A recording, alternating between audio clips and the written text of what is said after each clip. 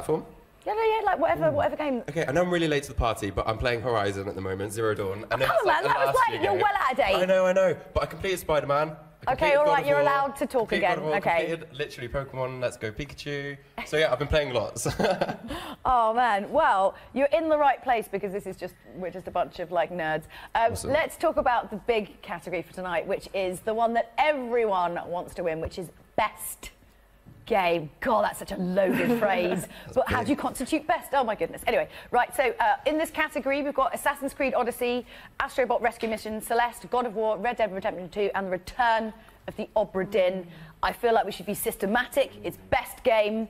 Assassin's Creed Odyssey, who was a fan? Anyone play? Anyone was a fan? I haven't played it just yet, but I've watched a lot of videos, and I've heard the IGN dude speaking about it, so yeah, I've heard it was great. Yeah, like... I mean, like, it's a game that, it's not my pick, but I still recognize that it's a fantastic game and definitely a worthy nominee of being up there. You know, Ubisoft took a little time off to rethink Assassin's Creed. It kind of... Witam was wszystkich bardzo serdecznie na streamie z BAFTA Games Awards 2019. Jak widzicie, stream generalnie zaczął się już ponad godzinę temu. Były tu jakieś małe wywiady, jakieś studio i tak dalej. Całość zaczyna się za minutę. Także teraz chyba tutaj prowadzący gadają o nominacjach do gry roku. Ja dopiero co wróciłem do domu, także nie miałem jak wam tego wcześniej pokazać. Nie wiem, czy też mi się będzie chciało to szczerze nadrabiać tą godzinę tutaj, bo to mówię jakieś takie wywiady z ludźmi. Tak naprawdę przejdziemy do mięsa, czyli do nagród, także posłuchajmy, co tutaj mówią.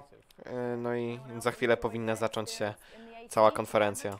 Fan of the thoughtful RPGification of games because it's a real trend, it's a real mood at the moment. But I think done right, it's got a lot to add to a series like Assassin's Creed. Absolutely. Astrobot Rescue Mission. Have you had a chance to play this? It's a VR platform. Oh yeah, I heard and it's one where you have to like collect the little guys because they're stuck in the cute. Is that the original PSVR dude?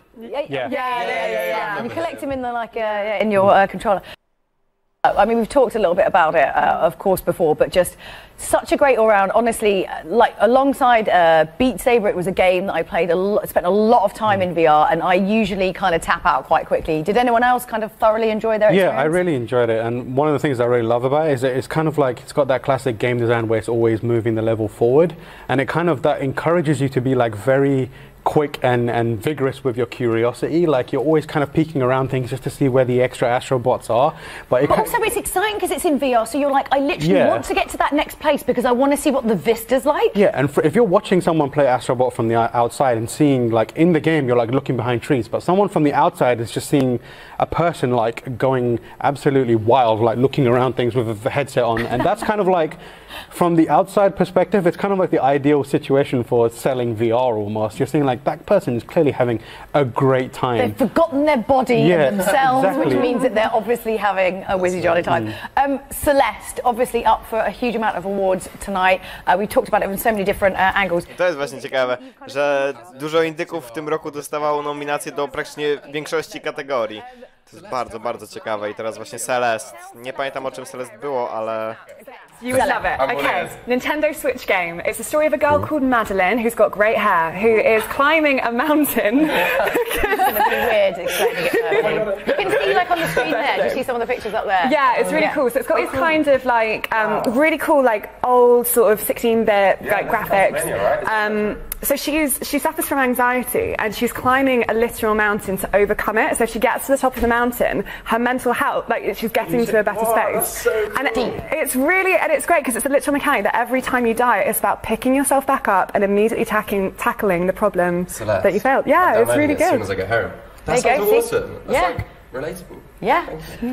God of War. I mean, we could do... No myślę, że God of War to jest oczywisty wybór, tak? Ja jestem pewien, że go znowu zgarnie nagrodę gry roku i pewnie nagrody w innych kategoriach. I've taken the day off school. Okay, we don't recommend that to go to school. No, he was poorly. He was poorly. All right. He did it. He completed it while ill. That's even more impressive. Yeah. But I played it and I was obsessed with it, and I really loved the relationship between the father and son. My dad moved out when I was quite younger, so I didn't really have that relationship with my dad. But having played that game and then what's happened in the last couple of years, I've built up a relationship with my dad. Oh wow, so and it like really hit on the level. It really hit me, it really hit home. And obviously how it tackles loss. I lost my sister a couple of years ago, and it really helped me in terms of like positioning it in my life at the time and helped me through it. So God of War was a big part of my life this year.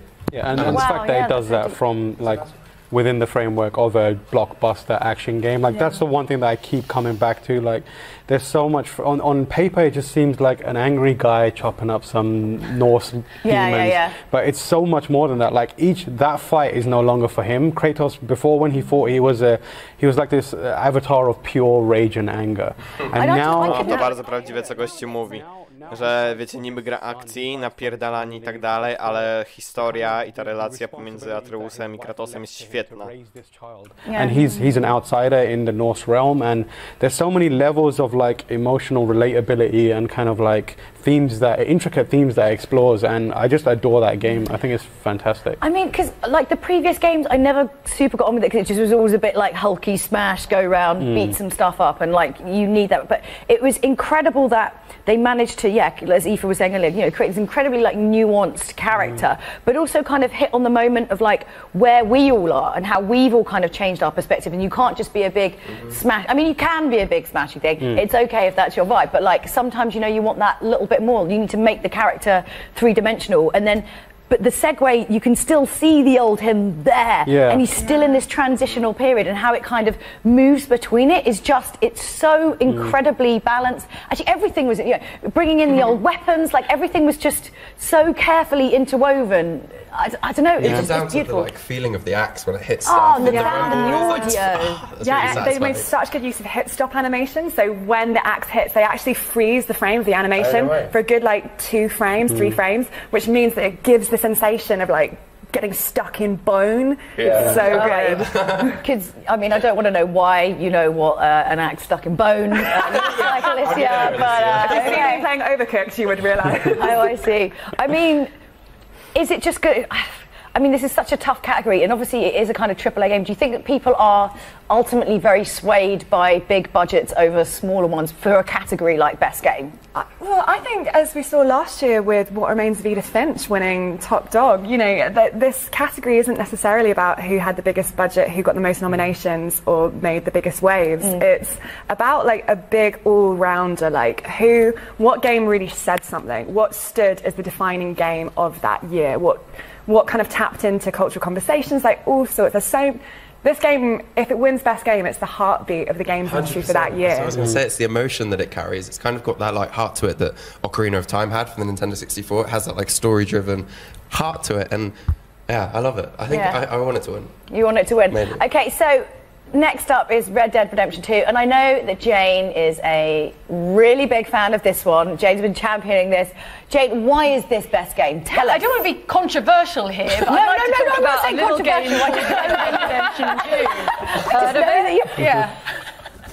But you know, you are a fan. I am a fan, and actually I would make a point similar to what I was thinking about God of War, is that I don't think it's small games versus big games thing at all. I think it's testament to how these big blockbuster games are really kind of growing into themselves, and does that make sense? Moim zdaniem, tak jak to już mówiłem parę razy podczas tych nagród, Red Dead Redemption jest wielkim przegranym tego roku przez God of War'a, bo wygrał naprawdę mało nagród gier roku, w ogóle mało nagród, ale może dlatego, że ta gra jest trochę ciężka chyba, tak? Chociaż to, że jest taka bardzo realistyczna, mi się bardzo podoba, chociaż nie grałem, dlatego, że czekam na PC-ta. I może to jest też jeden z powodów, dlaczego troszeczkę się nie udało dla Red Deada, jeśli chodzi o te nagrody różne. Push the horse for a bit and like change some. I mean, there is that. Your shoes, your shoes. Change the horses. You get the best of it. I feel like, you know, for a lot of people, it was what was the kind of weird thing was that kind of like maybe the people who didn't play the first game and kind of went into it and were just doing it, like the pacing is really. You're so used to like, oh my God, Celeste, oh my God, God of War, smash, smash, da da da da, and then suddenly you're like, I'm just gonna walk on a horse for quite a significant amount of time, and then you're kind of like, this is so odd, but it takes like a while to kind of reset your gears. We're used to everything being so quick. I think that's one of the most striking parts of Red Dead Redemption. Like it's an accomplishment on so many different levels, but the fact that everything seems to be feeding into telling the story of Arthur Morgan, and the things that they're willing to compromise, like, you know, the ability, like when you walk into your camp and it slows you to a crawl and forces you to walk. Oh, I hate that bit. Everyone hates it, but when you think about it, it's that that so you can, like, with that slow walk to your own, like, camp area, you hear your friends and your family saying certain things that really stick with you. And then when you sit down and open up his diary and, like, see his very quickly, because we are almost ready. Obra Dinn, tell us what you think. Big fan. Oh, well, hang on. There's one more game, man. Let me tell you who you think's going to win. Obra Dinn. Obra Dinn. Did you play? No, tell me. Obra Dinn, quickly. We all play I love Britannia the Obra Dinn. So, for your benefit, it's the story of a ship called the Obra Dinn has gone missing. 60 members, we don't know what's happened to them. You are an insurance specialist. Sounds dull. It sounds really dull. interesting. You have a magic compass. Wait, this does not sound great when you verbalise it. You have a magic compass that lets you see. Great, let's just verbalise it. Returno do Obra Dinn to jest bardzo ciekawa gra. Bym z chęcią zagrał, ale jakoś nie mam czasu na to. Ale bardzo, bardzo fajna. Okay, right, they are almost ready. I'm so sorry, we have run out of time. There have been way too many games this year. Thank you so much to our panel. So much to our panel for coming in. Really quickly, who's going to win? Best game? Red Dead Redemption 2. God of War. Britannia the Obra Dinn. And I know the answer to this one. No, God of War. right, we're going to go to the ceremony. We'll find out now. No dobra, czyli mamy mięsko, zaczynamy konferencję, no i zobaczymy, co tu ciekawego będzie. Liczę, że coś Detroit dostanie przede wszystkim.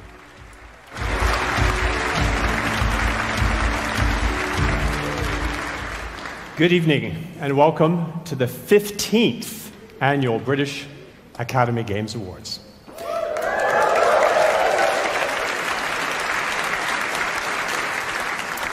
I'm David Gardner, BAFTA's Vice President for Games.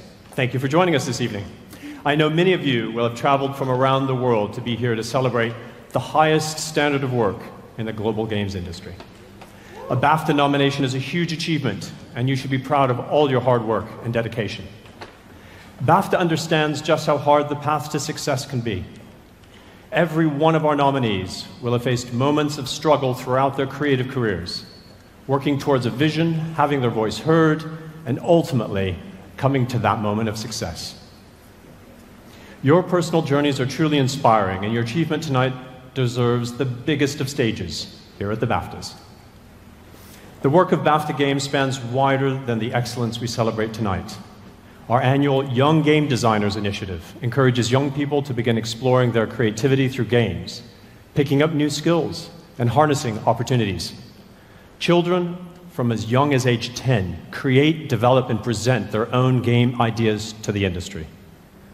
BAFTA Crew Games is an initiative providing guidance to games practitioners in their early years of their career, from animation and design to voiceover and music composition. Breakthrough Brits showcases and supports the next generation of creative talent through a year-long mentoring and guidance program.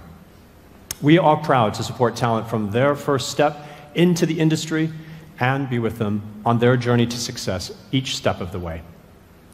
This year, we welcome a new award which combines those games, which champions those games designed to play on mobile devices across networks.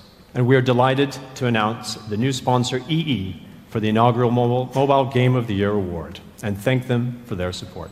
Thank you. Okej, czyli jak dobrze zrozumiałem, pierwszy raz mamy tutaj nagrodę jeszcze mobilnej gry roku, no spoko. What makes this award unique is that the public have been voting for their favorite nominee and have the final say on which game will win tonight. It's important to say thank you to all of BAFTA's official games. Czemu ja o tym nie wiedziałem, bo nie zagłosowałem. Activision Blizzard, Cóż. Electronic Arts, PlayFusion, Tencent Games, and Ubisoft. Welcome also to our newest partner, PlayStation. We're grateful for your support.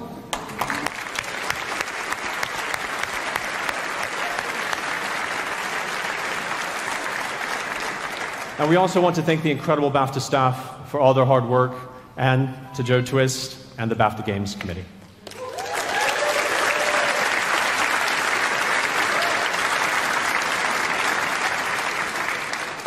It's great to be partnering with the London Games Festival for the 4th year running. The festival began early this week and continues through Saturday, the 13th of April, with a games takeover at Trafalgar Square. The festival is underpinned by significant funding from the Mayor of London, and its mission is to prove what a creative, cultural force games are. And we are very proud to share that vision.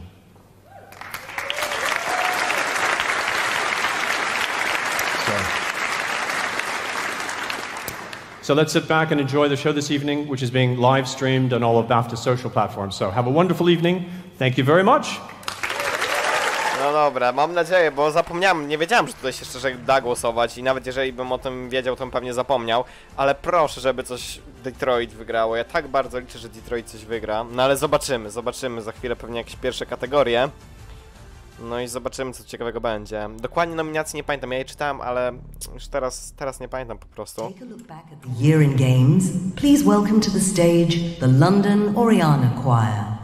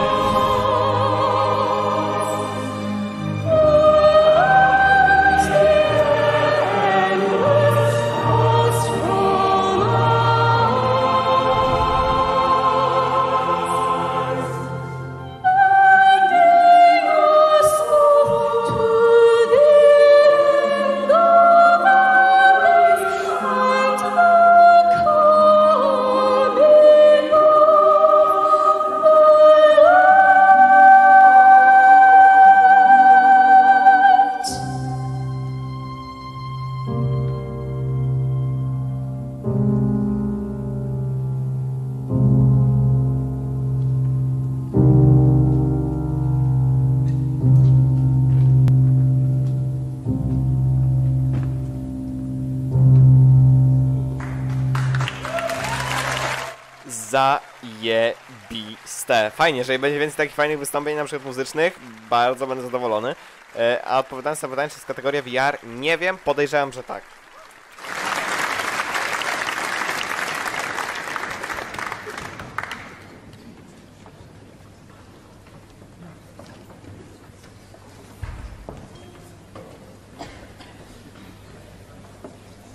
Coś mi się te kamery strasznie trzęsą, nie wiem czemu.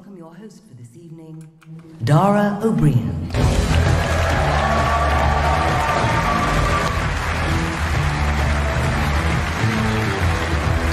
Good evening. Good evening, ladies and gentlemen, and welcome to the British Academy Games Awards. Thank you to the London Oriana Choir performing a beautiful song there at the end of all things from Everybody's Gone to the Rapture. Please give them a round of applause, ladies and gentlemen. Już mi się prowadzący podoba. A beautiful and haunting testament to how things are in the UK at the moment. Tonight, we honour the achievements of the inspirational and talented nominees from small independents to global studios who've worked hard on their journey to success here this evening. A year that has provided players with another formidable lineup of games, packed with monster-hunting hijinks, heartfelt indie love stories, god-smacking blockbusters, and outlaws on the run. It's been a glorious year of gaming. Give yourself a massive round of applause. Congratulations for all that you've achieved to get here. Yes. Good. Well done. I say them with total confidence, knowing that I have not played any of them, really. Well, I have. No, świetnie. Prowadzący, który nie gra w gry. Już mi się jeszcze bardziej podoba. All of the games, and I don't have time to play them. So my hunger is never sated for the adventures that I see here, right? And then when the awards come around, they give me all of the things, the nominations, right? Okay, so I can really catch up with them. And then every year, there's a little moment in the O'Brien household where I have to delete the previous year's games I haven't finished to make way for this year's games I haven't finished, right? So I'm going to talk with complete confidence here tonight about things that I have yet to even get to. Apparently, somebody gets tuberculosis. Not so far for me. You get to unlock Ithaca and other Greek islands. No. You get to drive in Edinburgh. No. There's so many things I haven't got to do. There's literally a nominee for Best Performance whose work I never got to. You don't ever get that in the Oscars where somebody goes and the winner goes to somebody. I left the cinema before they arrived.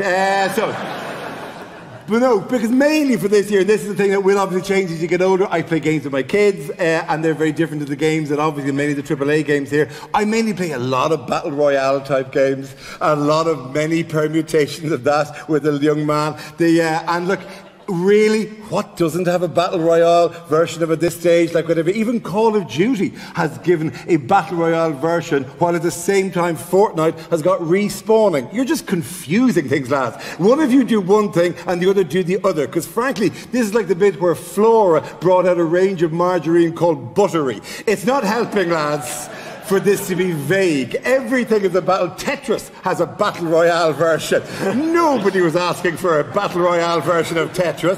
FIFA 19 has a mode where players get eliminated off the field. Who needed Battle Royale on a football field, right? Even Fallout 76 has got a Battle Royale mode, but that's really because there's only one person still playing it. Kurwa, jakie joke'i lecą, ja pierdolę. Prześwietne. And even when I get away from the kids to play a game, there's bloody kids in the game, right? The last thing I need is to take time away from my family to raise Kratos' son instead. That doesn't make any sense at all. But it does raise the thing, by the way, teaching swordplay to your kids is more common as an experience for parents than people possibly. Because obviously, we're very big. Oh, we're very right on these days. There are no guns in the house. Oh, kids don't play with guns anymore. There was a thing for a long time. But shall we not let kids near guns? And you go, oh, that's good. It's good that we don't give guns to kids like whatever. But Jesus, swords have really rushed in to fill the vacuum. If you're a parent, you know your house is filled constantly with lightsabers and pirate swords and endless amounts of different swords. And I'll say this for guns. Yes, they're a social evil. But at least when you're playing with guns, the kid's on the other side of the room. Pam, pam, pam. Oh, you got me. Well done. Swords don't hurt. Swords do hurt, excuse me. Guns don't hurt. If you get a sword in the nuts, you really feel it. And there's no amount of hearing an authentic Star Wars noise as it swoops up between your legs is going to stop that. Apologies, this comes out because it's dreadfully middle class, but I am a dreadfully middle class. For those of you who haven't done middle class parenting in London, that basically, how can I sum it up in a snapshot? Middle class parenting in London involves writing a lot of thank you letters on behalf of children who can't write to children who can't read. That is... it involves, but even games involve, and a wonderful thing, My Child Lebensborn, what an incredible act of love that game is. It's a fantastic game, it's very moving, it's very beautiful, but I'm not playing it because I've already got miserable kids in the house at the best of times, and I'm not leaving my children to make another child unhappy instead, right? With kids going, what do you want? Daddy's playing a video game instead of being a better parent. Listen, it is, if you want any kind of snapshot, and the last thing I'll say is, if you want any kind of snapshot of raising a small child is like, look at Dobra, już mi się trochę nie podoba, bo za dużo pierdolenia, za mało konkretów. Ja nie mam nic przeciwko, żeby taki był prowadzony z humorem, ale już mógł to trochę podzielić i żeby, wiecie, szło po kolei trochę. Trochę już nagród by mogli pokazać. There have been stunning games, however, for family, and I'm going to claim some of those, by the way. Overcooked 2, fabulous game. Really, really good. Really love Overcooked 2. Astrobot, single-handedly making VR an essential part as well. Done for that. Nintendo Labo, fantastic innovative idea that is. What an amazing, amazing financial thing that is to make cardboard even more expensive than Ryman's make it. I mean, it comes in a box and the kids are allowed to play with the box instead. It's quite impressive. Anyway, so there are loads of family games. And yes, obviously there are other games. Obviously there's all these fantastic AAA things and they've been as stunning as they always are. But I'll just say this. I get dumped with them a week before these awards and lads, they're too big. I'm just saying this. Like Grandpa from The Simpsons, they're too big. This would be like if I was hosting a book awards and every book was 4,000 pages long. And then if you even finished those 4,000 pages, all you got was another 500 pages as a thank you for having done that far. And so many skill trees. Jesus, lads, what's with the skill trees? with the same skills on each skill tree, right? Here's my nomination as an innovation for the industry. If I've already unlocked stealth kill in one game, just give it to me in all the other games as well, would you? It seems to be a waste of time to make me re-earn it, whether I'm Batman or Spider-Man or Kratos or whoever, to re-earn what is basically hiding in a bush until somebody gets a bit closer and then I press triangle. There's no reason to withhold that any longer, right? But there is a general theme within gaming, and I will say this, like whatever, that you've done well. You've done very, very well. I've hosted this awards across the last dozen years, about 9 times, right? And there are times when I've hosted these awards as if you were the underdogs, as if you were the little industry that could, and look how well... Siemano, chory, siemano. For God's sake, look at the levels of success you have, the largest entertainment industry in the world, and the levels of confidence. And my God, is that ever slightly seeping through into the games you're making? May I point out, Forza Horizon 4. Fabulous game. Looked gorgeous. How stunning. Well done to the developers of that. Glorious game. But Jesus, how middle class was that game, right? A game, what piece of middle class wish fulfillment? The ability to drive from the Cotswolds to Edinburgh in 15 minutes. Yes, we're keeping our place in the countryside, but Tarquin is a play on at the fringe. And what's with all the boats? Jesus, you've gone big on boats in the last year. I've mocked you before for the horses, but Jesus, you love a ship now. Everyone's got a ship. Have you all got yachts? Is that the idea, is it, lad? You've all done well in your Battle Royale money, and you've got money to burn, so we all have to learn how to man a ship to work on your crew during the summer. Every game involves somehow being on a boat at some stage, whether you're at Sea of Thieves with 3 strangers who you've never met, passive-aggressively warning you about an island because you haven't learned how to stop a boat yet. That's happened to me more than once. Or, of course, Assassin's Creed, a glorious game, nominated for one of the big awards here. Fabulous stuff. Well done to the makers of Assassin's Creed. Honestly, absolutely gorgeous. To się zgadza. Assassin's Creed to dzisiaj jest naprawdę bardzo fajną grą. Wanted to clamber up a 20-foot penis as part of the gameplay. But as well as that, both, oh my God, by the way, to the maker, to Ubisoft and the makers of those, yes, but surely at some stage you're going to run out of historical periods. I know, obviously the next one is Roman, has to be Roman, right? But you've done, you've done all of history at this stage. You've got to bring this one. I'm looking for the one set in 1970s Northern Ireland. That's the one, you've got 2 choices of character, Paddy or Billy. That's going to change things enormously, right? So it's like yachts or ponies. They're the 2 things this industry is doing really well. Fast cars and the Cotswolds, 3 things. Yachts and ponies. My God, the horse thing, lads, you've got it down at this stage. Which brings us on to Red Dead Redemption. Congratulations to them. That's a hell of a game. Za długi ten wstęp, za mało konkretów. You want to be playing if you want to get somewhere fast. That's the game. That's the game you want to be dropped with a week before the awards. Quick, finish this one off, and then you can have a look at something else. There's a game that likes to take its own time around its own landscape. Stop and smell the roses. Look at our snow animation for another hour. And listen, it's impressive, it's very, very good, but there's times when the action eventually comes in Red Dead Redemption that I've forgotten what the controls are, and I just shoot my horse in blind panic. I have repeatedly shot my horse in Red Dead Redemption. Yes, I know somebody gets tuberculosis. I'm presuming he caught it off a dead horse, because that's all there is. Hundreds of dead horses. And by the way, can we put a special shout out to the people who draw horses? Because they are doing a particularly brilliant job at the moment.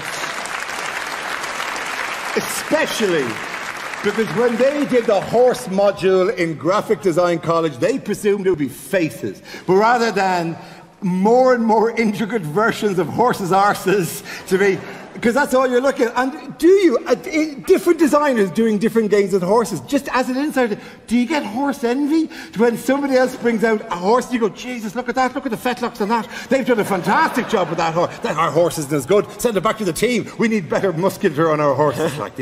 Lads, these things are great to see. It's fantastic to see, whether the boats or the fast cars or the so many boats. But a warning, Boats are dangerous, lads. We've learned that this year as well. We've learned that you can die on a boat, and you can die so many ways on a boat. You can be crushed or killed or electrocuted or shot or eaten by a giant beast or something, all of which I learned from The Return of Obra Dinn, which is another nominee for ours, and one of the genuinely most original games we've seen in a while.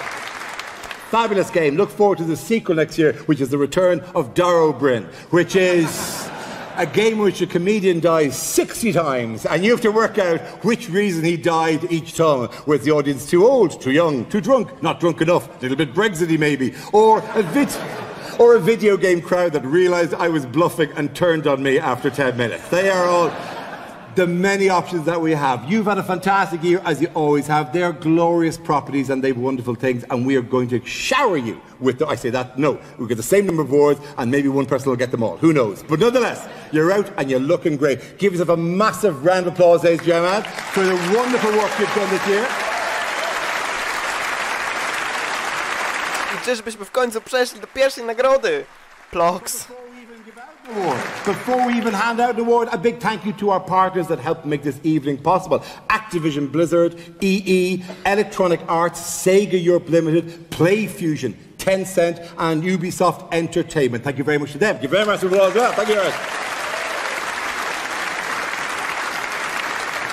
Here's the thing, I always ask any of these audiences, we are going to show you the nominations, they're going to appear in a video at some stage. If you see something that you enjoy, that you worked on, that you admire, please give them a cheer, applaud them. This is a magical moment for everyone who's been nominated, and only one person will win, but all the nominees deserve our applause. So as they appear, if you respect their work and love it, go for it. Give them a bit of an ovation. And throughout the evening, if you're watching on any of these social platforms, why not get involved and share your opinions on your favourites and who won and who didn't. Please tag us at BAFTA Games or hashtag BAFTA Games. Shall we begin the awards, ladies and gentlemen? Yes, as soon as possible, because I'm tired of you. Give me some rewards. Time for our first award, and what better way to begin than with Original Property, the award that celebrates the best new game of the year, which is not the same as the best game of the year, because that comes at the end, but potentially it could be the same game that wins that as well. We don't know yet. That's how crazy this night goes, right? So, to present the award for Best Not a Sequel is a man who put... Best Not a Sequel. To by była kurwa lepsza nazwa do tej nagrody. Also a man who I've introduced so often that even the act of introducing him is not an original property. Please welcome Mr. Ed Byrne.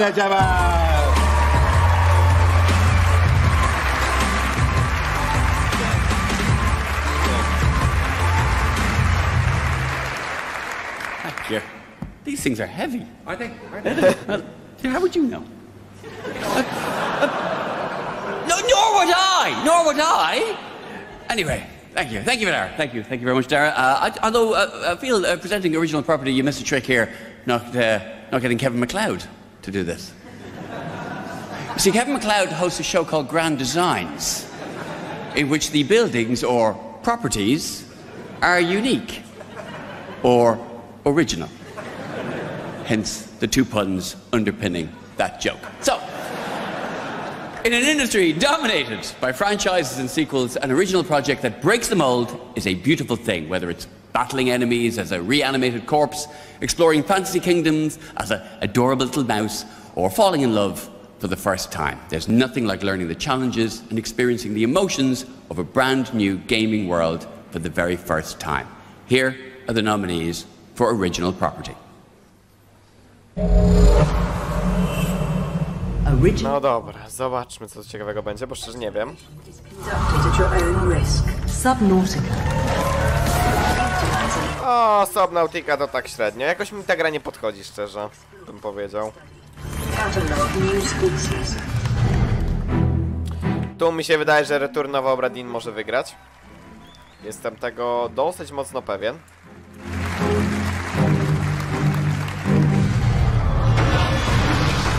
Dead Cells. Dead Cells nie. Wydaje mi się, że trochę mało Original Property. Wydaje mi się, że tu Return of Obra Dinn powinno wygrać. Florence. Florence nie wiem o czym jest za bardzo Florence, chociaż stylistykę ma fajną.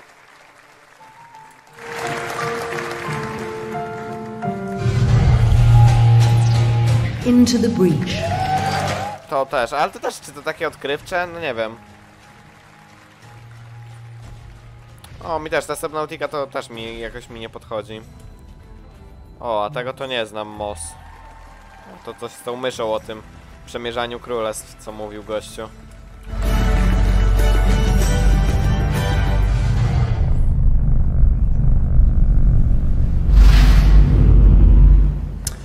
And the BAFTA for original property goes to Into the Breach. Into the Breach? Serio? No ja bym dał dla Return of Obra Dinn. Moim zdaniem Return of Obra Dinn. Zdecydowanie.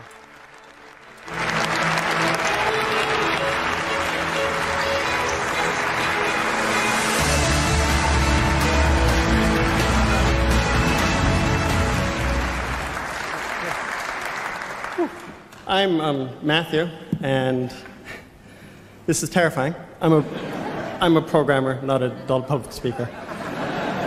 I've got a lot of thank yous, or a couple of them anyway. I'll try to get them quickly.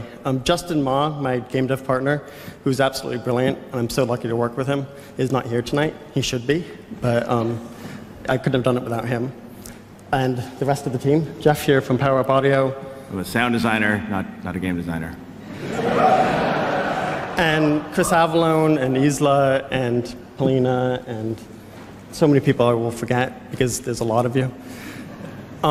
And a big thank you to my mom, who's in the audience tonight.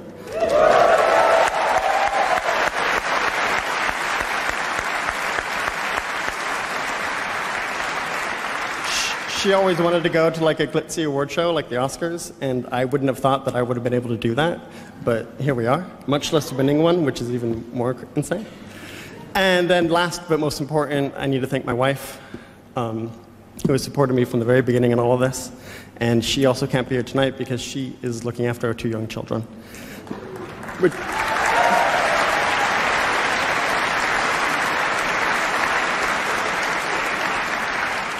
And so, Allison, Fox, and Willow, I love you guys, and I hope you're watching, and I'll be home soon. Thank you.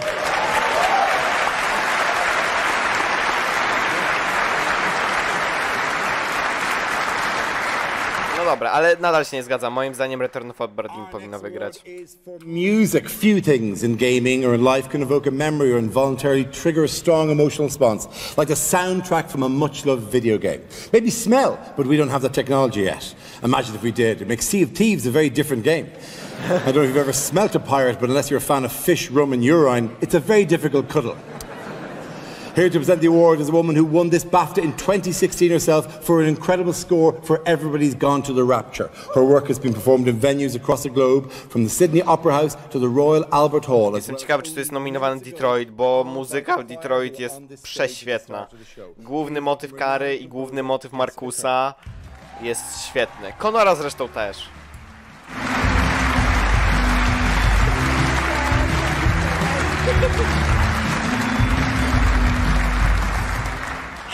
A soundtrack is something that can single-handedly make or break an experience for a gamer. The award for music is a celebration of the tunes that carried, lifted and punctuated our video game adventures this year. Musical compositions that brought depth and meaning to our beloved games. Here are the nominees for music. Music. Tetris Effect. No spoko, to dosyć schizowe mam wrażenie doświadczenie na tego VR-a. No spoko. Far Cry 5. Nie słuchałem, także się nie wypowiem. Tetrisa też nie słuchałem, żeby była ścisłość, ale nadal. Tego nawet nie znam. Grease. Gdzieś to chyba Brian Deckard grał na streamie. Też nie, to było Abzu chyba? No w każdym razie też nie znam.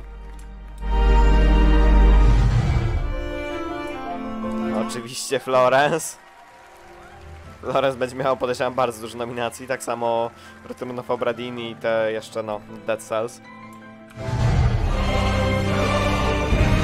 Muzyka w głowie była taka szczerze, ja bym powiedział neutralna, bo jakoś żaden mi kawałek nie zapadł w pamięć, ale jest taka epicka, no bo wiecie, taka, wiecie, no na tych chórkach i tak dalej. Bardzo fajna, ale jakoś mi nie zapadła szczerze w pamięć.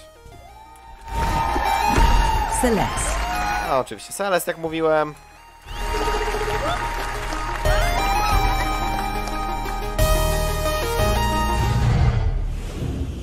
Szkoda, że nie ma dla Detroit. A już ostatnio coś Detroit za muzykę wygrało. Goes to God of War. No dobra, czyli pierwsza nagroda God of War'a. W takim razie, ciekawe kto wyjdzie po odbiór nagrody. Wszyscy czyżby poszli? Czy jak? Nie, dobra, pan dyrektor kreatywny nie pójdzie, czyli pewnie kompozytorzy idą właśnie. Wydaje mi się. No, God of War. Z tych wszystkich gier, jak miał wybierać, na pewno wybrał God of War'a. Oczywiście, no, docelowo Detroit, ale z tych tutaj to God of War. No nie, czytanie z kartki, to tak bardzo psuje moment. Well, this is amazing. Thank you very much. I have a few people to thank, but first and foremost, I want to thank and congratulate our wonderfully talented composer, Bear McCreary.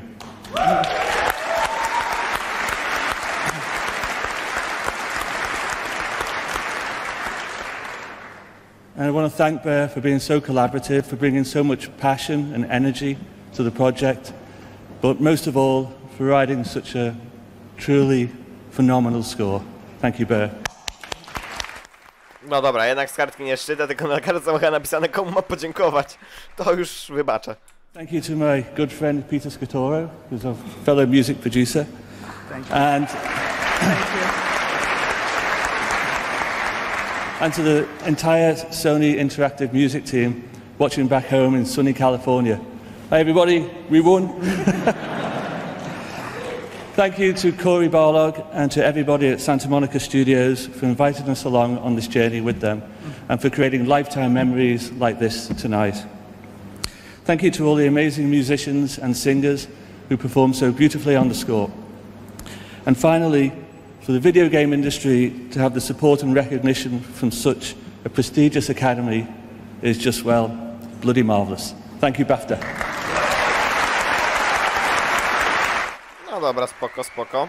Może być. Chociaż mówię, ja bym dał zdecydowanie dla Detroit, bo Detroit moim zdaniem miało lepszy soundtrack, ale no, cóż. Next up is the award for game design, or the Don't Put a Tree in the Middle of the Road award. For me, game design is like art. I don't know what I'm talking about, but I know what I like. Thankfully, we've got somebody who does know what they're talking about to present the award, legendary game designer Brenda Romero. Tu podejrzewam wygra God of War. Mogę bez nominacji powiedzieć, że tu wygra God of War.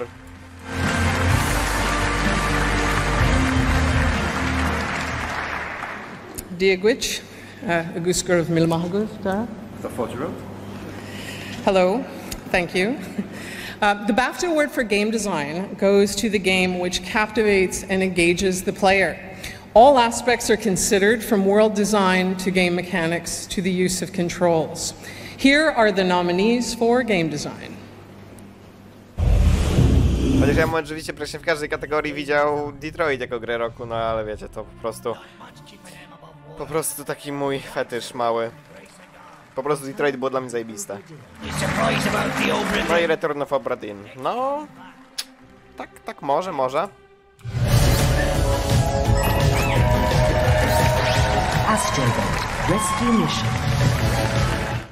No tutaj za wykorzystanie może w jakiś fajny sposób VR, ale nie grałem, to tak się nie wypowiem.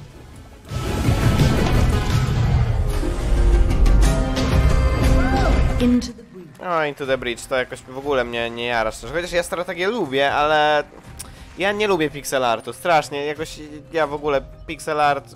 nie. O, tego to nawet nie widziałem wcześniej nigdzie. No spoko. Ale ja w ogóle gier retro nie lubię, no jakoś mi nie podchodzą. Celeste. Oczywiście Celeste. No z tych wszystkich póki co to znowu Return of Obra Dinn, jeżeli nie będzie Gowa. Będzie Gow, oczywiście.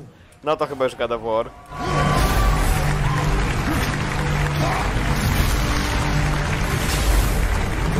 God of War się bardzo przyjemnie grało, naprawdę. Walki na przykład z tymi Valkyriami były naprawdę fajne. The Return of the Obra Dinn. Okej, Return of Obra Dinn. Nie jestem w stanie to zaakceptować. że tutaj Goff nie wygrał, bo Return of Obra Dinn jest bardzo, bardzo fajne. O, był wywiad z tym gościem, jak zaczynaliśmy streama, wydaje mi się.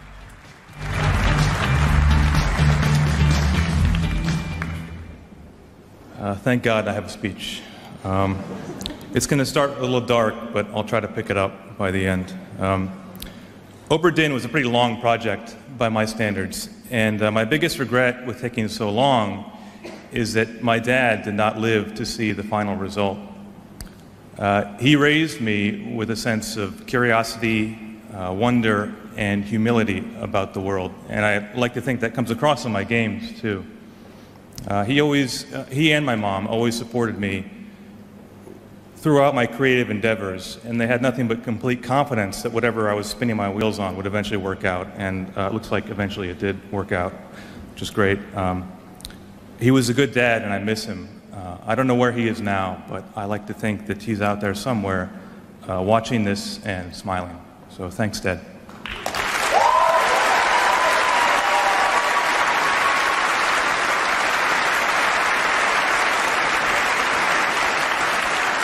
No bardzo emocjonalne, trzeba przyznać.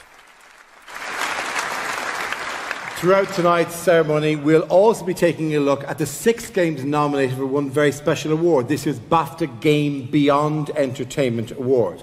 These games capitalise on the unique and maturing medium of video games to deliver a different experience beyond simply entertainment. Our first feature showcases 1111 Memories Retold, a bold and beautiful game that offers a fascinating proposition, a war game where you shoot not with a gun, but with the lens of a camera. So let's take a look at 1111 Memories Retold.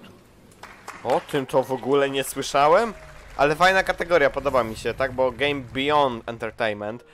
No, ja bym powiedział, że Detroit, bo to nadal to takie jakby przemyślenia w Detroit na temat przyszłości ludzkości AI, praw dla AI i w ogóle tego wszystkiego, moim zdaniem. Memories Retold is telling the story of 2 men during World War I. One is German, Kurt, and one is Canadian, Harry. It is a fictional story based on true events, but it's a game about peace, not about war. It's a tale about how humans tell stories, you know, how retelling a story is a subjective process, and sometimes the truth can be a bit blurry and maybe not quite the same to everyone who takes part. They've chosen to zero in on one side and the other side, but humanizing those two sides so that we can relate to both of them. Przezajebista stylistyka, przezajebista grafika, naprawdę, podoba mi się, zajebiste to jest. Taka pastelowa, bardzo fajna. In the shoes of 2 supposed enemies, it creates a very intense questioning. In games, there's a sense of agency that you don't get in other media. We really wanted people to feel the struggle to make what they think is the right decision. Games is the best way you can achieve something like that, and plus you can play as a cat. I hope after playing the game, players will ask their family what happened during World War I, during World War II, so that this memory is kept alive, because it's crucial to make sure we don't repeat the same mistakes. Everyone on the development team had some kind of personal story about how their family or how their friends have been affected by the war. So because of that, I think we really wanted to tell a human, kind of honest account of war, something that we could show to someone who was there and still be proud of what we'd done. A lot of people every year wear a poppy at 11/11 in memory of World War I. This project is our poppy. Fajne. No nie fajnie było coś takiego tworzyć, no ale też nie mam duszy artysty zdecydowanie. 1111 Memories Retold, the first of our nominees for the Beyond Entertainment category. Our next award is for Evolving Game. This recognizes the games which more than others. Tu bym powiedział, że Rainbow.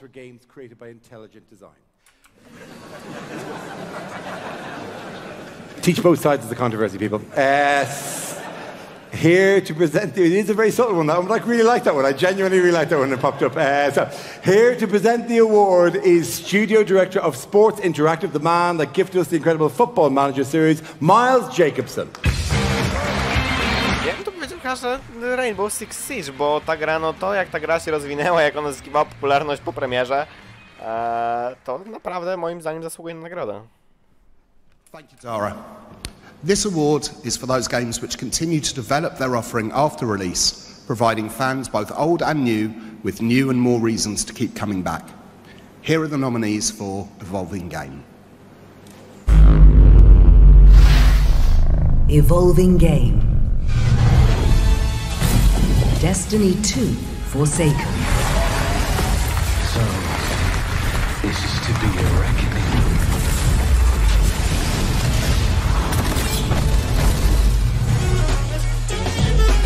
Fortnite. Tylko nie Fortnite. Jeżeli Fortnite wygra jakąś nagrodę, to będę smutny.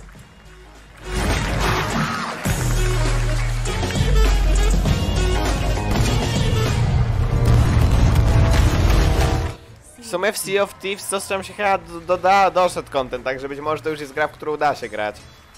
Ale nie wiem nic o tym. Zdecydowanie, moim zdaniem faworyt w tej kategorii i ja bym dał tą nagrodę właśnie dla Rainbowa.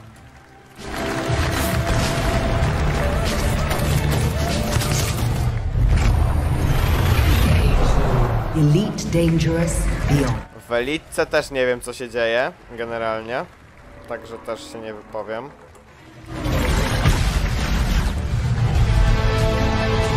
Overwatch tak... No czy tam się aż tak dużo szczerze nie zmieni, no dochodzą nowe postacie, ale to tak jakoś...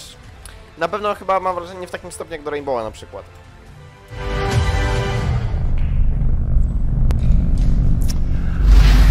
And the BAFTA for Evolving Game is awarded to Fortnite.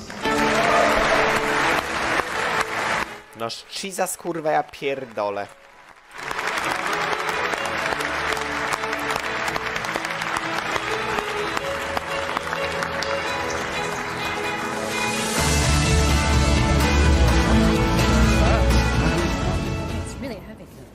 Hello, I'm Cher de Spain, and I'm here to accept the honor, award Beyond for Epic Games. So we are honored to be nominated amongst so many other amazing games. I'd like to thank our hardworking colleagues at Epic, and most importantly, we'd like to thank our players. It's because of you that we're standing here tonight. Thank you very much. Jeszcze jakaś słaba laska, gdzieś tylko z kartki i tak się zawiesiła parę razy. No, za co Fortnite, kurwa, no.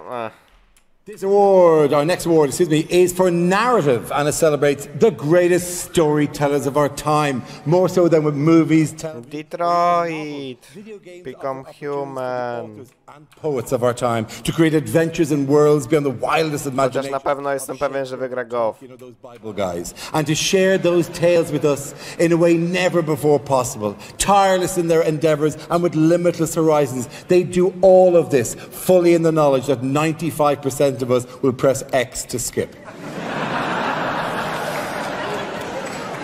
Here to present the award is someone who's provided us with... I would praise X to Jason. And beyond two souls. What she doesn't know about good storytelling, she can probably make up, because that's literally her job. Please welcome Caroline Marshall. Okej, to jakaś pani, która pracowała nad Beyond Two Souls. No właśnie, proszę bardzo. Czyli mamy panią z Quantic Dream, tak? Zajebiście.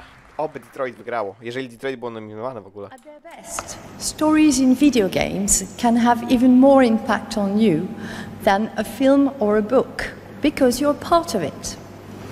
You made it happen. You changed the world.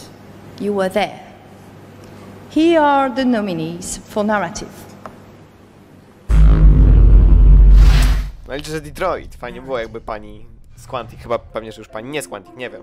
Chyba, że Quantic nie jest nominowany i dlatego dali im chociaż, żeby nagrodę dali, tak?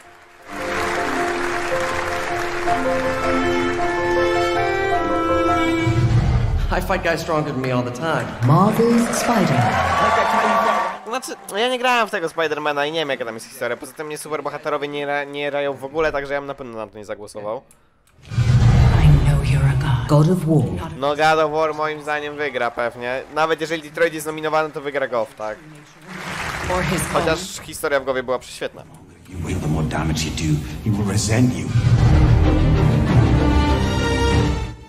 Frostpunk za narrację dostało? Znaczy nie mówię, bo to też jest taka gra z ciężkim klimatem i te decyzje są czasami naprawdę trudne, ale no, ciekawe, ciekawe. O, i Return of Obra Dinn. No, zagłosowałbym chyba pewnie na Frostpunka, wiecie, no bo polska gra, tak? Ale wydaje mi się, że wygra go. Ewentualnie Return of Obra Dinn. No, Red Dead to nie ma moim zdaniem szans. Red Dead Redemption 2. Stay strong. Stay with me. No mówię, tu Goff jest pewnym wygranym raczej. And the BAFTA for narrative is awarded to God of War. Bardzo do przewidzenia. Niestety ten rok, jeśli chodzi o te nagrody, jest bardzo do przewidzenia, bo wszystko wygrywa Goff z tych ważniejszych kategorii. Corey idzie gadać? Dobrze, niech idzie. O, mamy aktorów jeszcze, pewnie oni też dostaną nagrodę za swój występ.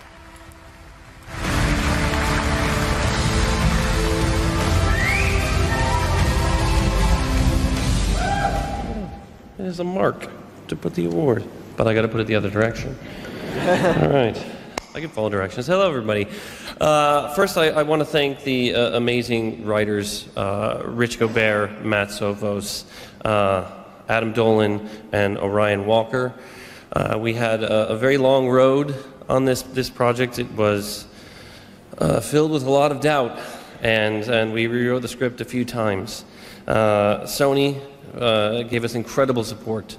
My production partner, Yumi Yang, every single person at Sony Santa Monica Studios who worked tirelessly to realize the numerous changes that came on a daily basis when we decided, oh, we have a better idea. This will be so much better.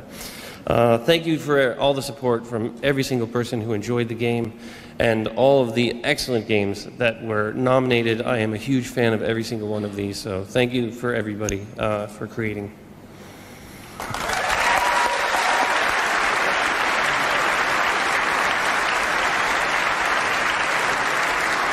Szkoda, że nie było Detroit. Time now to take a closer look at another nominee for Game Beyond Entertainment. Now, if challenging run and jump games aren't your thing, I have no doubt that the endearing journey of Celeste will still be able to win you over. Let's have a quick look. No nie wiem, w jaki sposób Celeste zapewnia coś Beyond Entertainment, bo nie grałem w tą grę, ale dla mnie no to nie.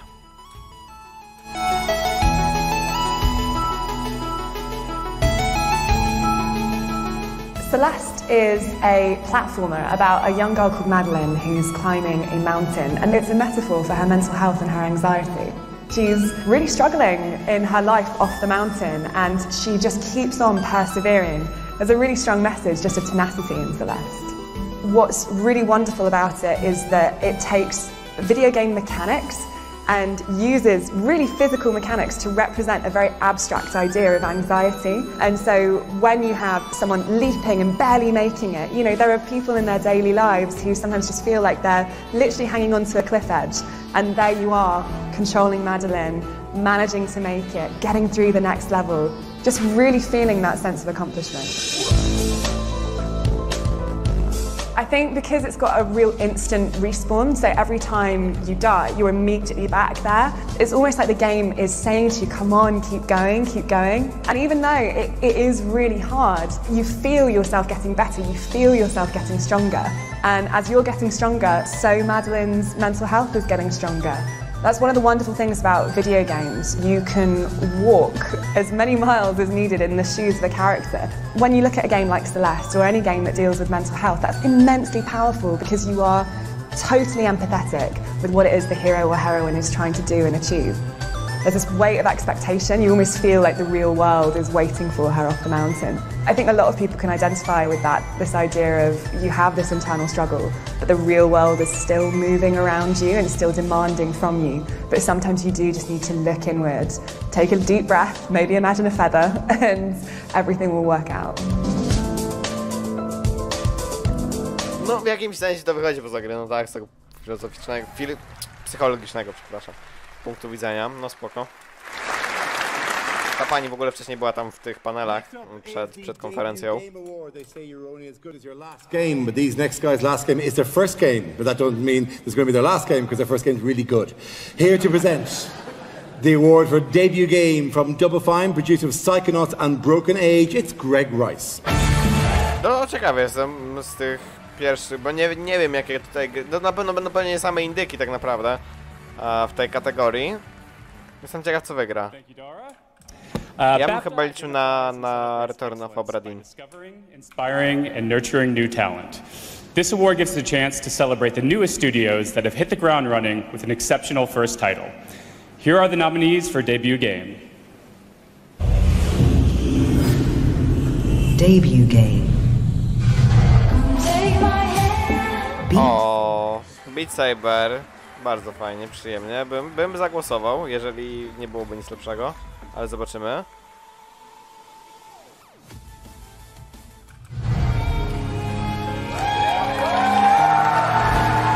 Tego to nie znam, to pewnie bym nie zagłosował.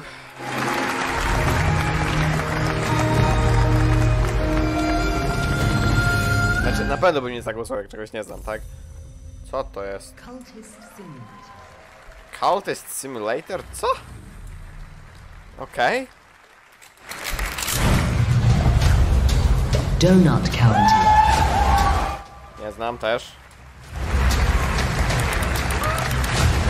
Ja bym dał dla Beat Sabera, bo to pierwsza gra, która się w VR-ze sprzedała w nakładzie ponad 1 000 000 sztuk, także wydaje mi się, że na to bym zagłosował. Florence? Nie wiem, nie grałem.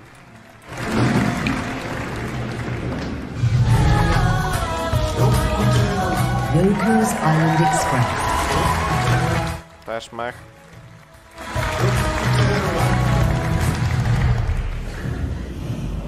No, z tych wszystkich Beat Saber, moim zdaniem. Ale pewnie wygra ten. Florence. Co? Yoku's Island Express? Serio? Okej.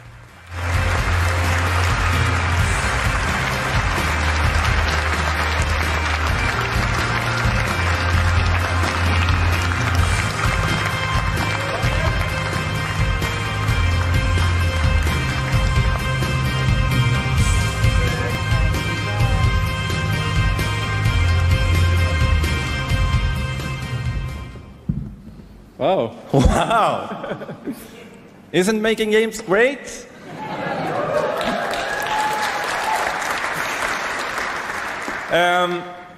We are one person short. Matthias Nygg should be here with us.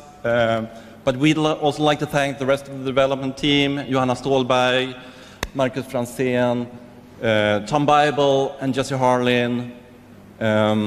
We'd like to thank Arrowhead for housing us for 5 years while we made this game. Who am I forgetting? Our excellent publisher, Team 17. And that's it. Thank you. Thank you much.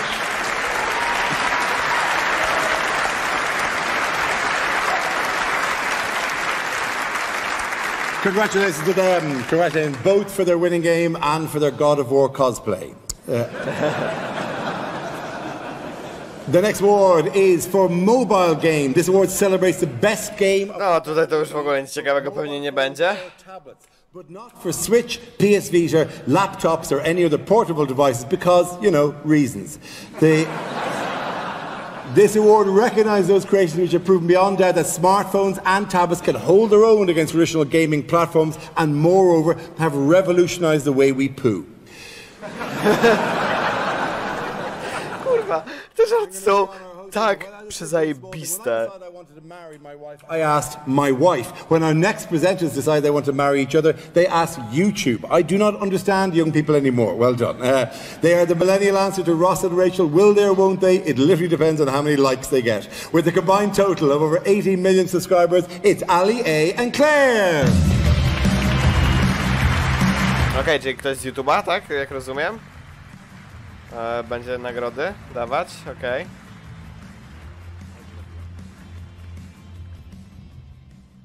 Possibly more than in any other platform, mobile has the potential to innovate the very nature of what gaming experiences can be. We've obviously found this fascinating on our own channels, watching the sector develop, and our next 6 nominees have continued to push the boundaries. Here are the nominees for mobile game. Mobile game. O, ta gra jest fajna. Ta gra jest fajna. To mógłbym na nią zagłosować.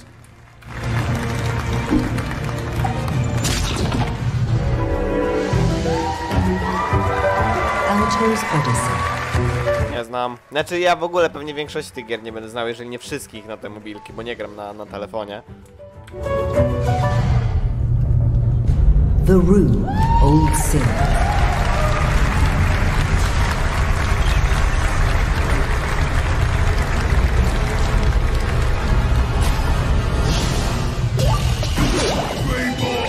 Brawl Stars.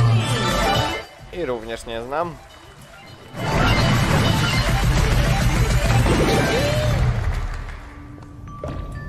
I również nie znam. A to było gdzieś w tym debiucie nominowane chyba, tak?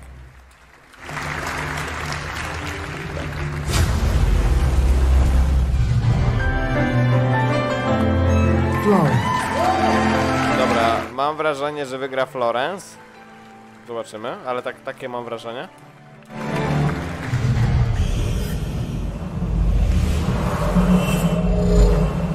I had one job, which was to put this on this side, so I'm just going to move that. And the BAFTA for mobile game is awarded to Florence. A tak jak mówiłem, oczywiście.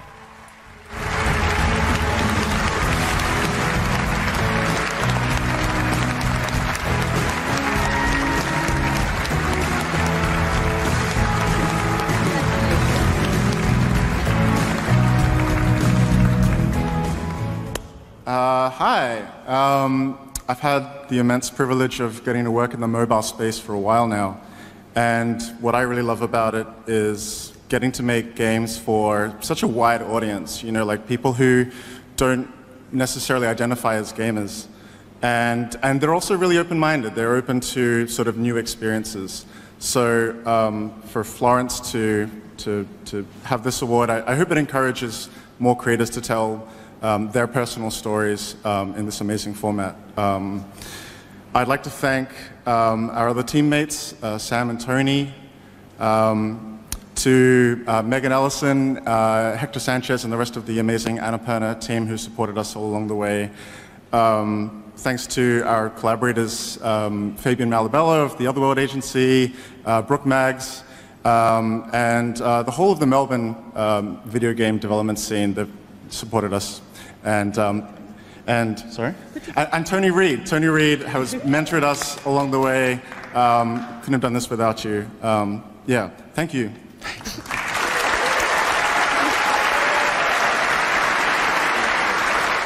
No spoko, zobaczymy co dalej. Kiedy w końcu Detroit? Wiem, że jest czymś nominowany, tylko nie pamiętam w czym i ciągle na to czekam. Actually finished. It's really not that difficult. It's more about the emotional journey. Okay, time once more to take a closer look at another of the nominees for Game Beyond Entertainment. The next game, Florence, is a... Wow, comedy's all about timing, isn't it? Is a simple story of love and painting that captured our hearts, and the only game, as I said, this year. So let's take a look. No dobra, teraz trochę posłuchałem więcej o Florence, może się w końcu dowiem, o czym ta gra jest.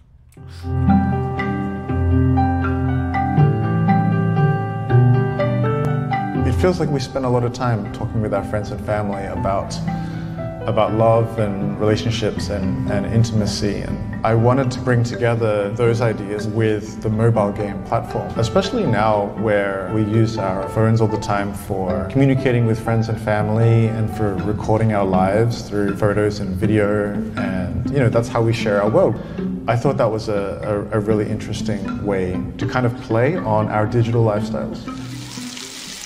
It's hard enough to make a narrative work and make something follow the kind of rules and laws of narrative design, but then also it's hard to make something follow the rules of game logic and game design, and then to do both at the same time, that's like another whole level of difficulty. So yeah, absolutely, it was going to be tough from the beginning.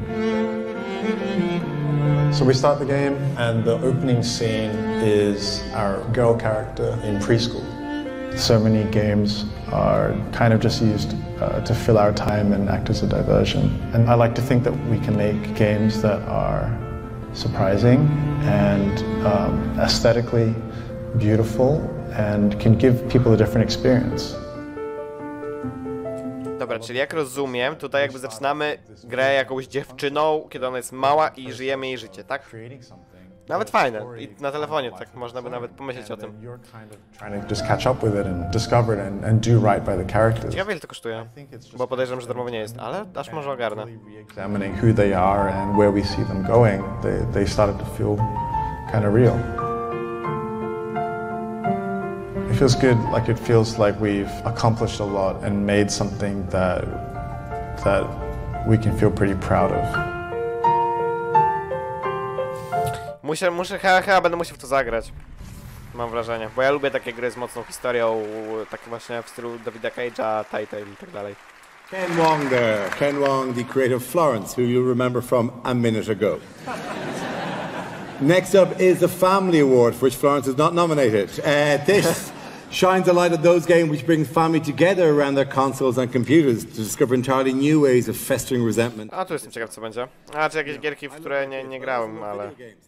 Dyszkę to kosztuje? No to tak może kupię w sumie.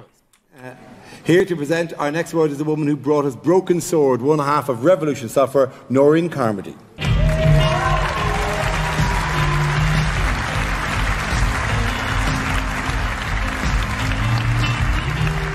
Jak wiecie, no gry familijne to nie jest content dla mnie, tak? Także ja ich nie będę znał na pewno. Can be enjoyed by people of all ages. They both entertain and stimulate our minds. Others can create, playing games with others can create lasting memories. Each of the nominees became the talk of this year. Here are the nominees for Family. Family. You got it, Dad! Lego Disney Pixar's. Okej, jakieś leguski. No spoko.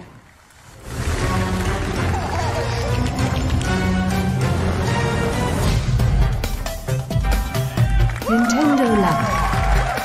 To dla dzieciaków jest na pewno spoko, także... No może.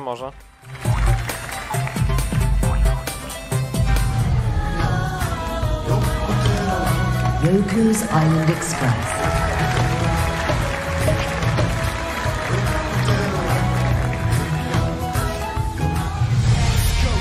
Pokemon, Let's Go Pikachu and Let's Go Eevee. Mnie to Pokémony, ja w ogóle Pokémonów nie lubię, także... Overcooked 2. Overcooked, no to może być spoko, chociaż to bardziej chyba niszczy więzi rodzinne niż je łączy.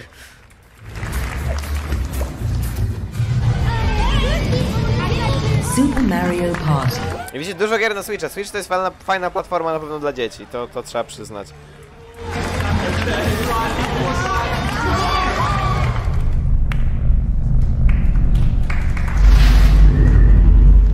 And the BAFTA for Family is Nintendo Labo. Dobrze, wydaje mi się, że to Nintendo Labo fajna rzecz, no. To dla dzieciaków na pewno.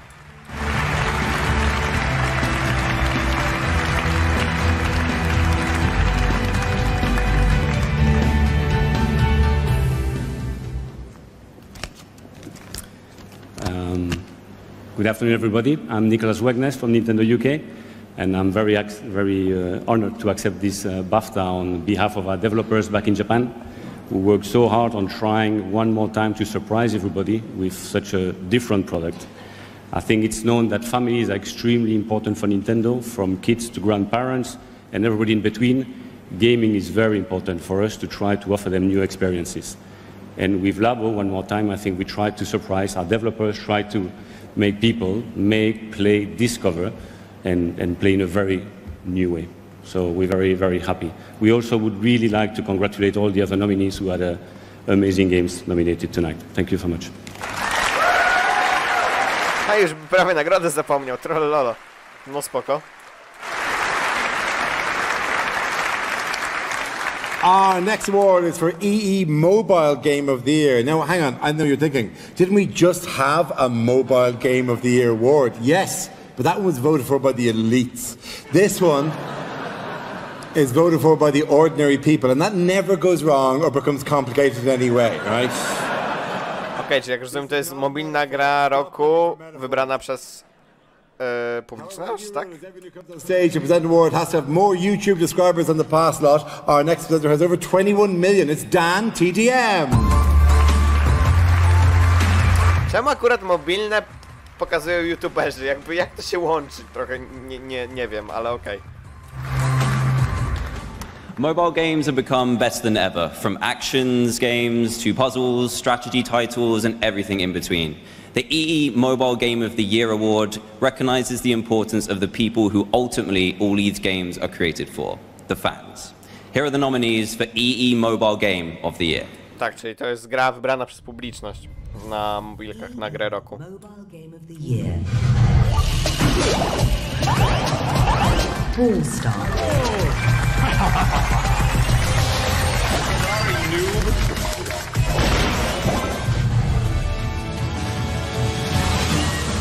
Pokémon Go. Mam dziwne podejrzenie, że to może wygrać. Nie wiem czemu. Chociaż to już trochę dawno minęła moda na Pokémony. Tego nie znam.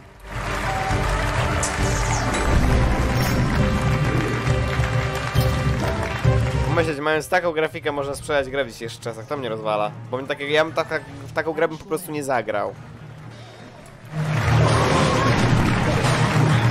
Bo pomyślałem, że to jakiś krab z Unity. Pewnie ta gra była zrobiona na Unity. Ta gra pewnie też była zrobiona na Unity. Roblox, o kurwa mać. To tak wygląda Roblox. Ja w życiu nie... Ja słyszałem o Robloxie, ale nigdy nie widziałem Robloxa. No spoko. O nie, Fortnite. Kurwa nie, raka dostanę, fuck.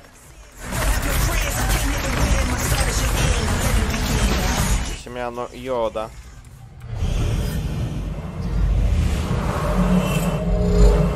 And the award goes to Old School RuneScape. Jakaś biedniejsza ta nagroda, publiczność taka bardziej żółta. Wytyfy. Znaczy gorzej wygląda moim zdaniem, to chciałem powiedzieć.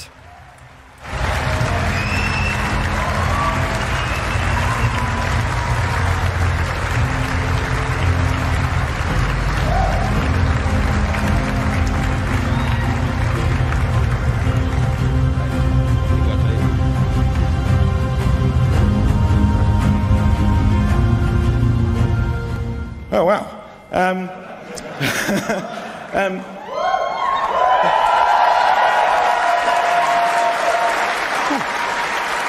I to jeszcze, to ta gra z tą grafiką, co powiedziałem, żebym w ogóle nie zagrał, wygrała, co? O kurwa. Dopiero teraz to do mnie dotarło. Phenomenal games. Next, of course, thanks to our amazing team at Jagex who put this huge game onto small devices, made it work brilliantly, and made it work cross-platform with all the problems that come with that. And mostly, of course, thanks to our players who they've shown us a massive amount of appreciation here. But they've been on the journey with us for a long time. They give us ideas for the game, they vote content in, they tell their stories as well as the ones that we tell for them. We're incredibly privileged to accept this award from the people that matter most to us, our players. Thank you. No spoko, nadal bym w waszą grę nie zagrał w życiu.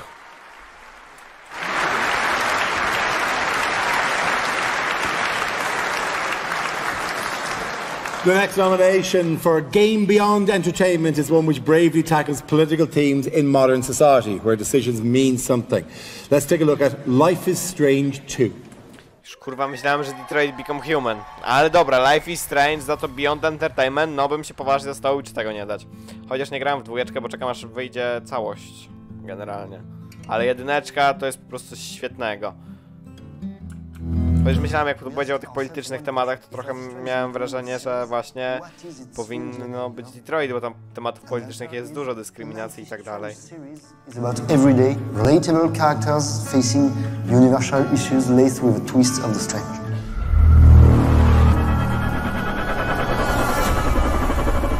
The streets became his friend. An important part of Season 2 is this travel aspect.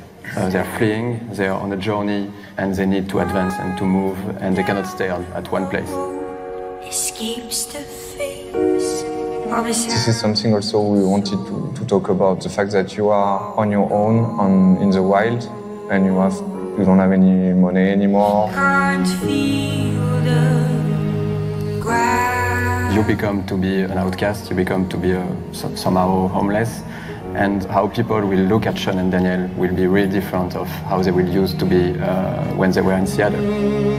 And what happens when they have to go on the road and experience these adventures and force them to confront the world that they were sheltered by a bit. And Sean, as the big brother, has to be the mentor, teacher, father figure. The way you behave, the dialogues you will choose, every decision will have an impact on Daniel's behavior. Spin your wrist when you throw. I did it! I did it! That was awesome. It's about them becoming the people they're supposed to be. And of course, it's about the players' choices in making those characters who they are, and the player having that decision-making power over the characters, and then hopefully becoming part of them, with them, empathetically on their journey. Sean, are we okay? Don't worry. I'm right here. Zdecydowanie, kurwa, no must play jak już wyjdą, ale mówię, chcę wczekać na wszystkie sezony, bo jakbym miał tak po kawałku i czekać, nie wytrzymałbym po prostu. The next award tonight is the award for artistic achievement. Until video games came along, no one ever paid artists to do anything. Citation needed. The history of art is littered with misunderstood geniuses who had to swap their masterpieces for food or beer. Now, thanks to the game industry, we can give them an outlet for their creativity and money, which they can then exchange for food or beer. Here to present the award for artistic achievement is a man that gave... Jestem prawie pewien, że tu jest Detroit. Ken Wong. Także tutaj głosujemy na Detroit. Bo o ile dobrze pamiętam, że to Detroit było nominowane.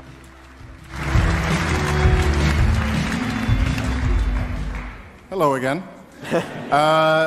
The games of the past year have brought us amazing brand new visions, as well as inventive imaginings of familiar worlds.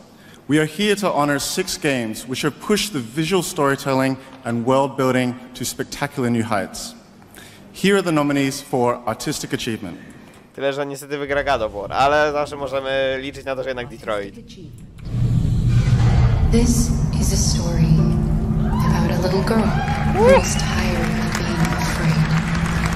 So they decided to run away together. Detroit. Moim zdaniem powinni dać troszeczkę inną muzykę, troszeczkę inne sceny w tym przedstawieniu, bo takie mało epickie było. Moim zdaniem tam powinno być muzyka w tle, głównie chodzi o muzykę, powinno tam grać Little One, zdecydowanie, bo by to miało dużo większy impact, ale i tak, Detroit, moim zdaniem clear winner, chociaż to jest clear winner dla wszystkich innych i to God of War wygra tą nagrodę, ale nadal Detroit w moim serduszku na maksa. Nie umiem robić serduszka, tak się robi serduszko? Tak się robi serduszko, o. Before she kicks off. Return of the Obra Dinn.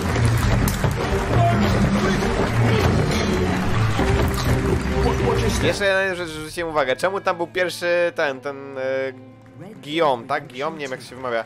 W każdym razie czemu David Cage nie był tam na pierwszym miejscu w twórcach jakby.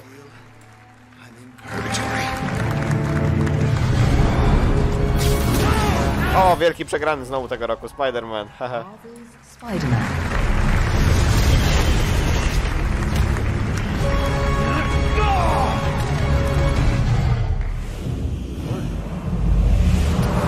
And the BAFTA for Artistic Achievement is awarded to The Return of the Obra Dinn.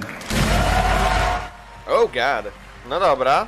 Return of the Obra Dinn. To chyba pierwsza gra, która wygrała w 2 kategoriach dzisiaj. Okej. No spoko. Nadal Detroit w moim serduszku, ale no dobra.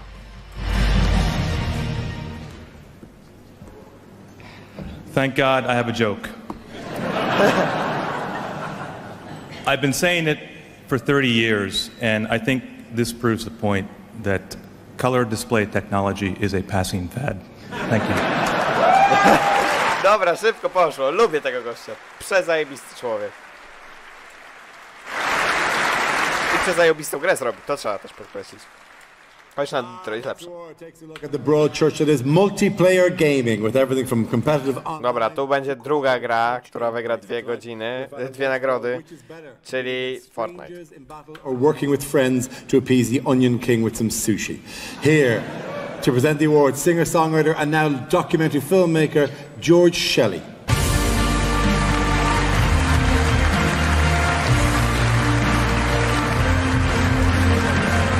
O, to też ten gościu z wywiadów. These are heavy, like these are solid gold heavy. And this BAFTA is for best multiplayer, which brings us all together. This is about unity, and I've got 5 little brothers, 2 older brothers. Ocarina of Time was our thing when we were kids, for me and my brother Will. And with my little brothers, we are killing Smash Brothers. We are absolutely loving Overcooked 2, yes. And of course, Fortnite. Jesus, like that game is like taken over my dad's house. But for now, multiplayer. And the BAFTA is awarded to... Whoa, no we do not. I know you're very excited, however... I'm buzzy. Kind of like a way we do these things. Ciekawe, czy to było skryptowane, czy nie. Nominations are... Okay. Yeah. And the nominees are... Thank you very much. Bardzo się ciekawe, czy to było skryptowane, czy goś się naprawdę tak zapędził. Super Mario Party.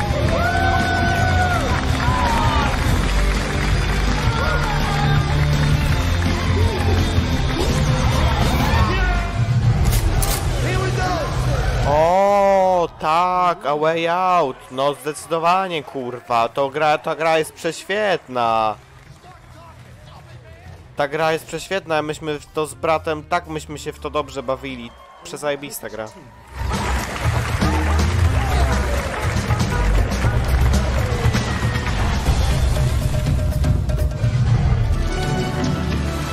Sea of Thieves.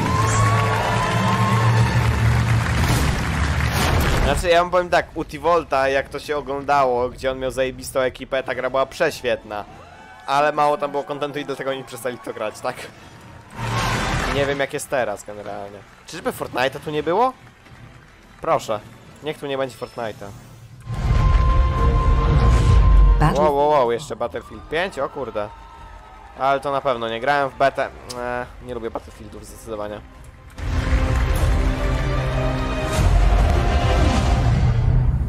Dobrze, nie ma Fortnite'a, czyli A Way Out, dla mnie clear winner. And the BAFTA is awarded to... A Way Out! Tak jest! Tak jest, zajebiście. A Way Out, dokładnie, tak jest. O, mamy tego, co grał... Kogo on grał? On grał Leo, tak, on grał Leo, ma wielki nos, tak jest. Nie, Leo? Kurwa, mi się pojawił, który był Leo? Nie pamiętam. Jest, ale dobrze, tak jest. Yeah, I know. I want to start by thanking the jury for having really good taste, actually. I'm really happy for this. And also, I want to thank my team. You have to remember, when we did that Way Out, many people think it's a big game, but it was a small game. 70% of the team were interns. But those interns are now kick-ass developers. So for the next game, I'm telling you, we're going to win every single one of this. So we are super excited and passionate. And also, I want to thank EA. I know, believe it or not, but they have been super supportive. Wow. Dziękuję dla EA.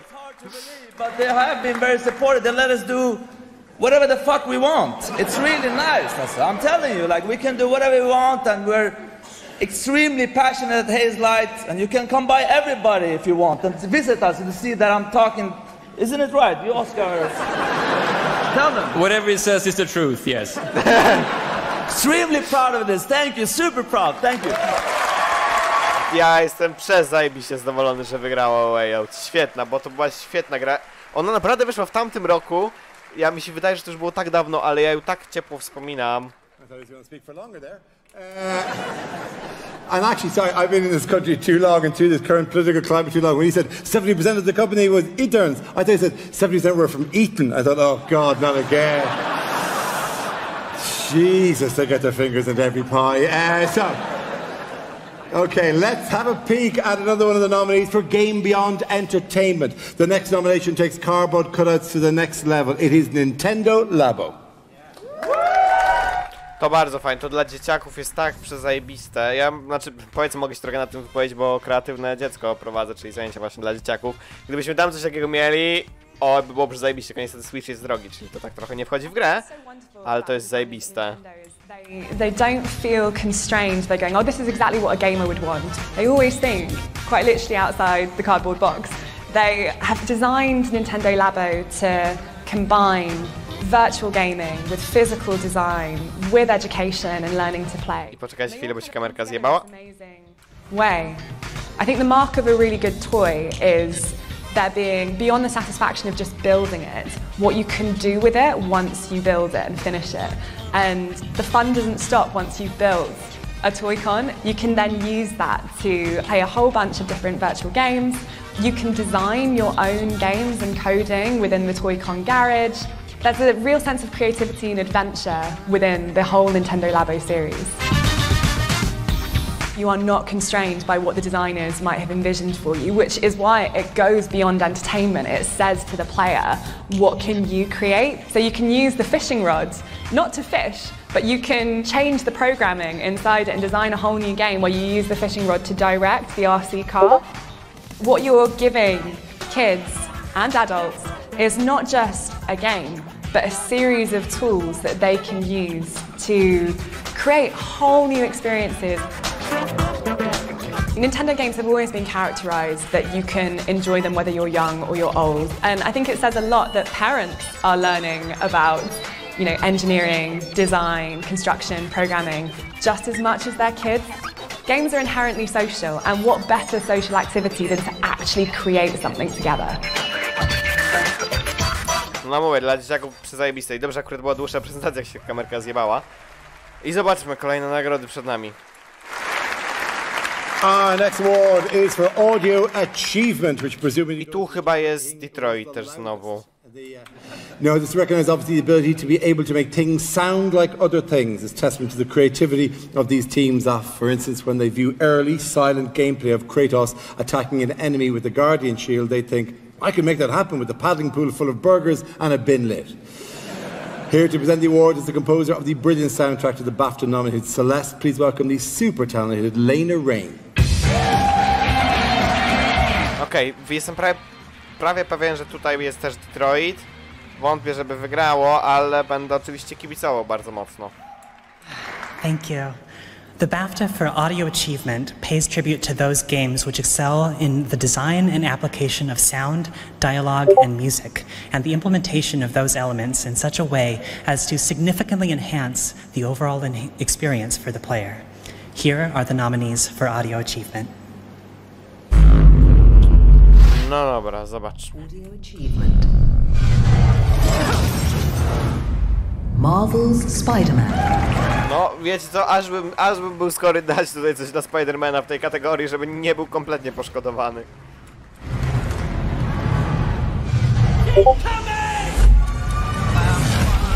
Battlefield 5. No tutaj to tak nie wiem, szczerze, jak z tym dźwiękiem, nie zwracałem uwagi.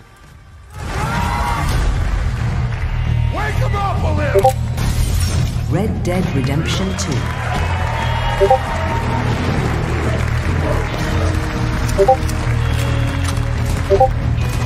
Więc Maria jeszcze mi gdzieś Discord spami wytypy. O właśnie, jak mówiłem. Detroit, Become Human. Tak jest, o patrzcie, Guillaume de Fondamier, nie wiem jak się wymawia. Tak! This game is the shit! Tetris Effect.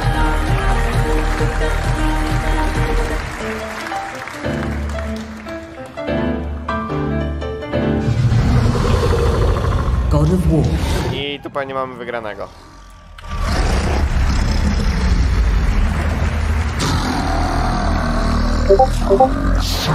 Jezus Maria, czegoż ten Discord tak plumka, ja pierdolę.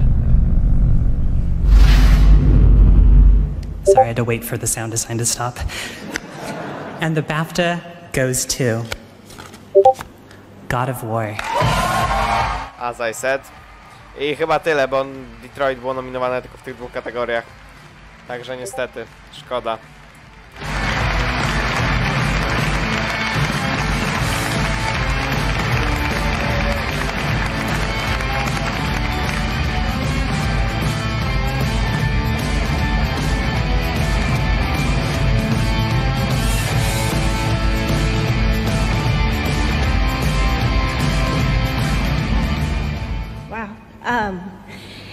It's really hard for a game designer to walk downstairs in heels. Thank you so much to BAFTA for this honor. It's a huge. It's humbling to our team entirely. It's something that I don't think any of us in our careers would ever think we could achieve something like this. To our fellow nominees, you all created some amazing sounding games. Without your guys' craft, we wouldn't be able to push ourselves as well. I'm only one of an amazing, an awesome team at Sony Interactive and Santa Monica Studios. On behalf of myself, Mike Niederquell, and Todd Pippery, and an entire Sony Interactive PD Sound team, I have to thank our sound designers, our integrators, and our whole dialogue crew, and even our team out here in the UK that helped us out at CSG, and even our localization team. Thank you so much for getting the game out the door for us. And of course, to Corey Barlog, to Shannon and Yumi and the entire God of War dev team. Without the world, that amazing world that you created, we would not have been able to create the soundscape for the game. So thank you, and from Hawaii we always say mahalo nui loa, so thank you. No i dobra, fajnie. God of War znowu zgarnie większość statuetek. A, ja się pomyliłem, przecież wcześniej i tak God of War rzucał kilka razy na pewno. Ja to powiedziałem, że pierwsza gra to był ten... Siema boomerang? Tak, boomerang. New ways to experience or engage with the game. Video games are by their very nature more innovative than any other medium. Developers constantly test the limits of both hardware and their own imaginations. Within this highly competitive field, some go the extra mile and continually pushing the envelope with their outside-the-box blue sky thinking. At the end of the day, there simply aren't enough cliches to describe the extent to which these guys give 110%. Here to present the award, Media Molecule co-founder and studio director Siobhan Reddy. Za co te nagrody? Bo jakoś tak do mnie to nie dotarło. Aha, że Game Innovation, tak? Okej, dobra, okej. Right, so this award celebrates those games which have innovated in gameplay or technology or both. It's a personal favourite of mine. As our industry continues to grow and welcome new voices, the possibilities for innovation are just so thrilling. And that's what's going to keep us at the cutting edge and keep us the most powerful medium. Technology in particular allows us to, as an industry, allows us to ensure an even playing field for everyone. And I wanted to take this moment to applaud the work of Special Effect in particular, who brought us the first commercially available adapted controller this year. Okay, no spoko. And here are this year's incredible nominees for Games Innovation. Game Innovation. Moss. Ja bym tutaj chyba znał dla Return of Obra Dinn. Jeżeli jest nominowana, podejrzewam, że jest. Cultist Simulator.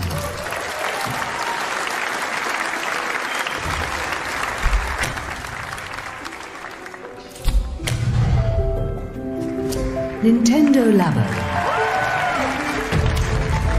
No to też, no może być, jeśli chodzi o tą kategorię.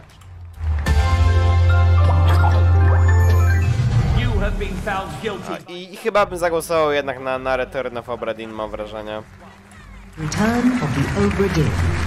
Where are you? Must be in here somewhere. Celeste.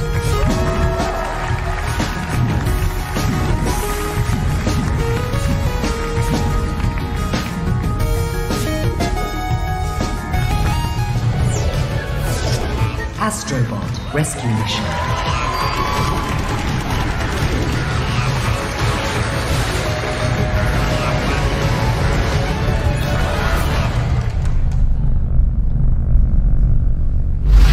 Okay, here we go. And the BAFTA goes to Nintendo Labo. No proszę, Nintendo Labo, no ciekawie. Spoko, mi pasuje generalnie, bo nawet mi się to podoba. Tylko trochę drogie, ale nadal fajne.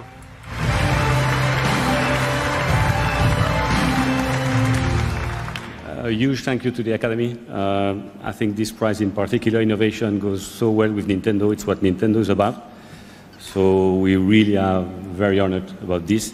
It was a dream of the developers on who I accept this prize, to imagine people building toy cons, those cardboard constructions, but not only that, to use them to invent music, to invent new things with the garage mode. It was really their dream to see not only a new game coming out, but many parents and kids to accept it and invent and innovate with it. And that's why we're so happy and humble about the success of Nintendo Labo. And we again would like to congratulate all the other nominees, because innovation is so important for this industry and for Nintendo. Thank you so much. No spoko. Znaczy ja za bardzo Nintendo też nie lubię, szczególnie ich gier, ale nadal bardzo te Labo jest spoko. Yeah, it's clearly really important to you. Dokładnie. Now, the final nominee for Game Beyond Entertainment, My Child Lebensborn, is a game that's made to create an emotional impact, and a very powerful one at that. The fate of children born of war is a largely unknown part of history, and it's inspiring that games can now deftly handle such serious topics. For the last time tonight, let's have a look at this final nominee for Game Beyond Entertainment. Okej, dobra, mocny temat, bo dzieci urodzone podczas wojny, tak? No spoko, zobaczymy.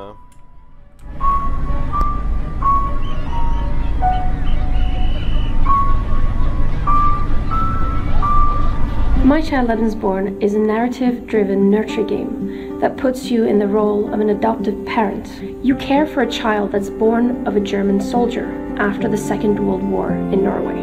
We really want to show the world so that they can experience what it's like to be a child that is hated for their genes because you're seen as a symbol of the enemy. Games have this incredible power of interactivity. You engage with the material in a totally different way. In this game, when you are challenged what to say to a child that has been abused, you have to think about the situation of the child and take some responsibility for how to care for this child. And that is something you can't find in other media. The main challenge lied in the burden of the true stories, making sure that we did justice to the victims. So we worked with the Lebensborn children to make sure that everything that happens in the game is representative to what children born of war in Norway experienced. The reactions that we've gotten after launching this game have been overwhelmingly positive. People really feel deeply for the child in the game, and even though it's not part of their own culture, like for instance in China, we see that people deeply empathize with the story, whether it's about the bullying or about the dark past of their own countries. People are sharing their stories and really showing their support. We have one big goal with this game, and that is really to learn from history that we are creating war victims after the war is over because of hatred towards the enemy.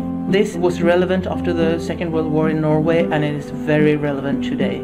We really need to see and learn how children aren't responsible for their parents. So we're really hoping that this game creates reflection on the situation of children born of war, children of enemy soldiers, and how they are our kids, they are not enemies.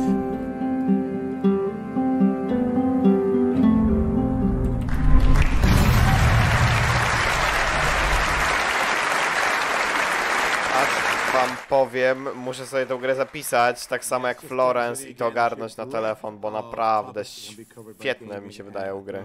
The next award, however, is for Performer, celebrating those people who 25 years ago would have had to do really well on radio. No, as you see tonight, some people... Tu mamy oczywiście, of course, mamy oczywistego zwycięzcę, czyli dwójkę z God of War'a. Nie pamiętam, jak oni się nazywają. W każdym razie oczywiście Kratos i Atreus. They're in the same taxi home, and that's going to be awkward! Here to present the award, an actor you might know from the Bond movies, and who'll be starring in a brand new action-packed game called Blood and Truth coming out soon. Please welcome Colin Salmon.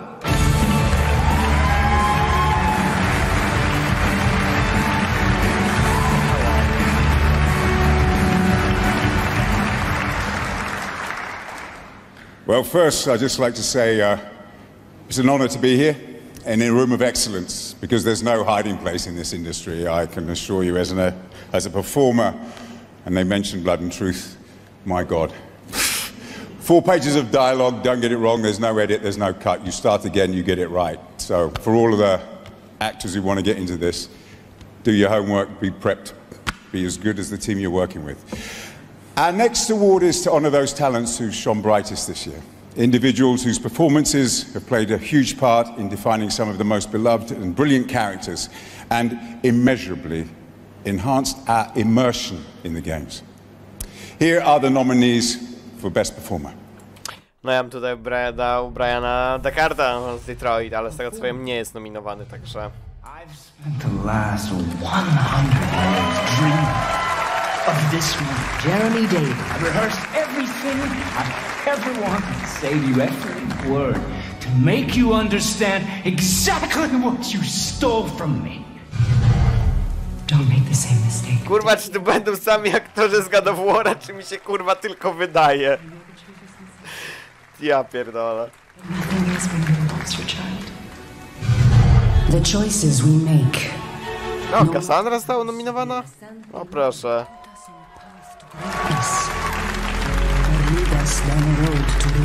Szczerze mi się ona tak za bardzo nie podoba jako Cassandra. We are not men.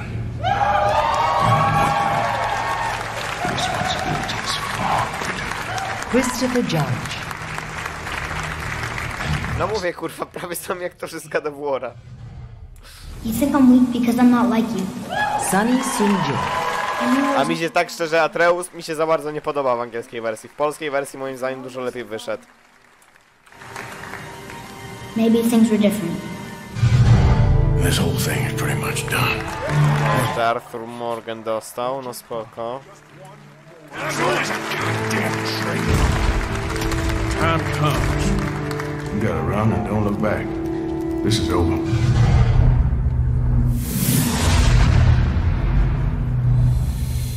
And the winner is Jeremy Davis as the stranger in God of War. Serio? Wow, no spodziewałem się, że ktoś z dwójki Atreus i Kratos, a że pan nieznajomy to...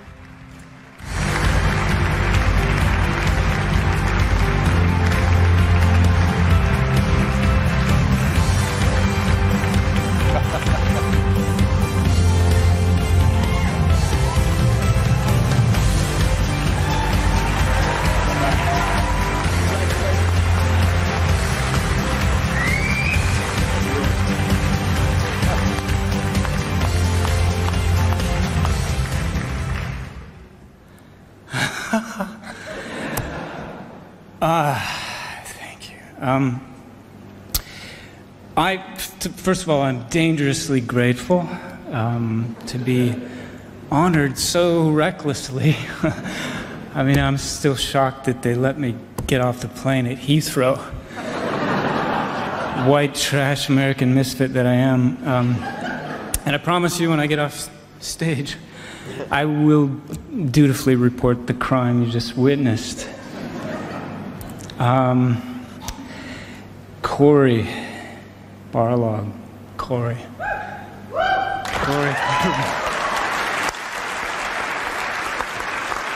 I love you and I'm proud of you, and I'm really happy that the cat is out of the almighty bag, my friend, because everyone knows now that you're the most God-sized gifted, criminally kind, Spielberg velocity director in the gaming world.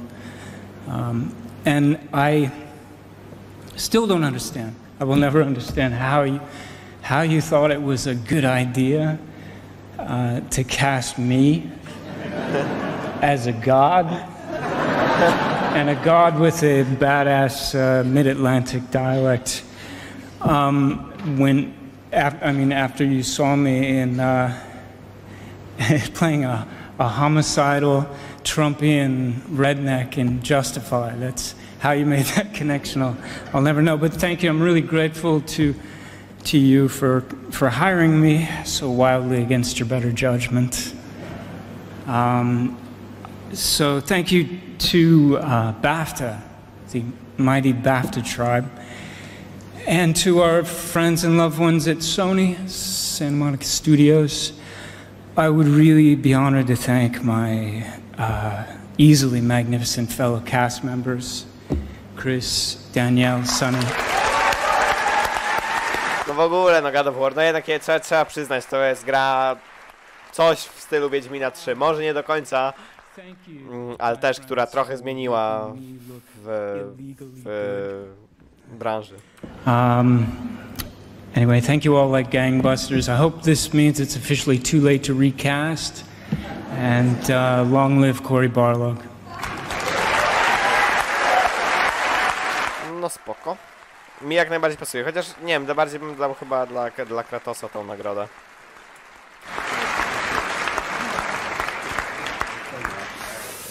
There's our winner there, and in all the years I've been hosting the awards, there's never been a winner who I've been more desperate to kill. Why won't you die, you bastard? The stakes are very high, by the way, for the next award. It is for Best British Game. Now, it would be high anyway, but I've thrown in an additional prize. Whoever wins this, I'll get them an Irish passport.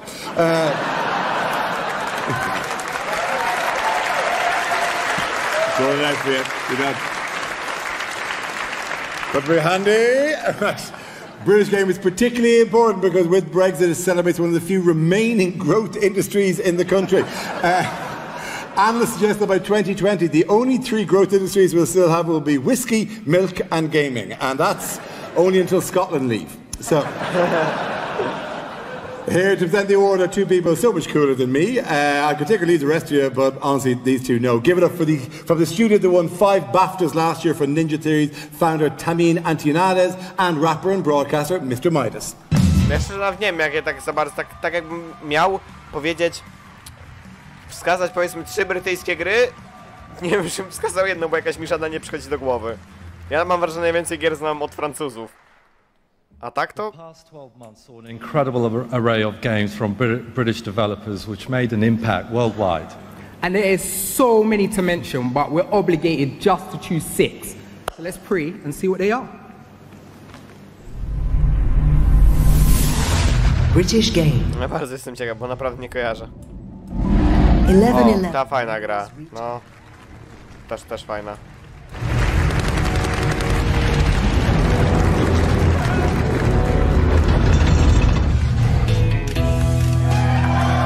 Two-Point Hospital. Gdzieś o tej grze słyszałem, chyba taka trochę schizowa jest.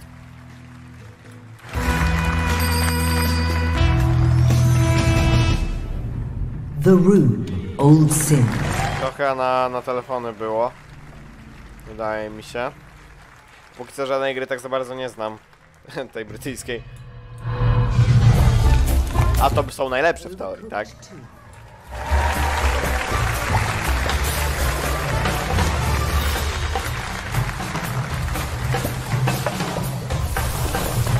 One more big score. We got enough money to leave. Red Dead Redemption 2. Rockstar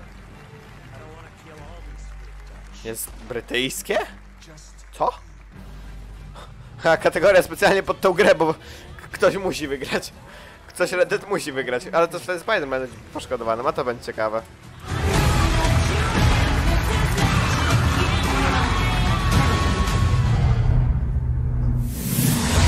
Ja byłem pewien szczerze, że Rockstar to jest firma amerykańska, ale okej. And the BAFTA for British Game is awarded to Forza Horizon 4! O, ale wygrała Forza, co ciekawe, no nie spodziewałem się. Jakbym miał z tych gier wybierać, to zdecydowanie oczywiście Red Dead, no. Kurde, a się pan wystroił. Kill, no spoko.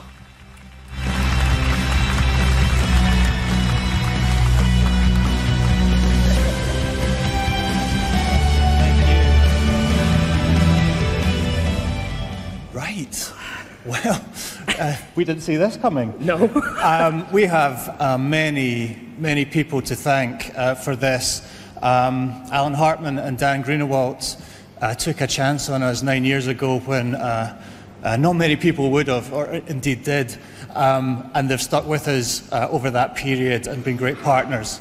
and friends. So thanks to them, everyone at Turn 10 Studios, everyone at Xbox, and indeed all of our fans, all our Horizon fans, and our Forza community, whose passion and participation inspire us daily.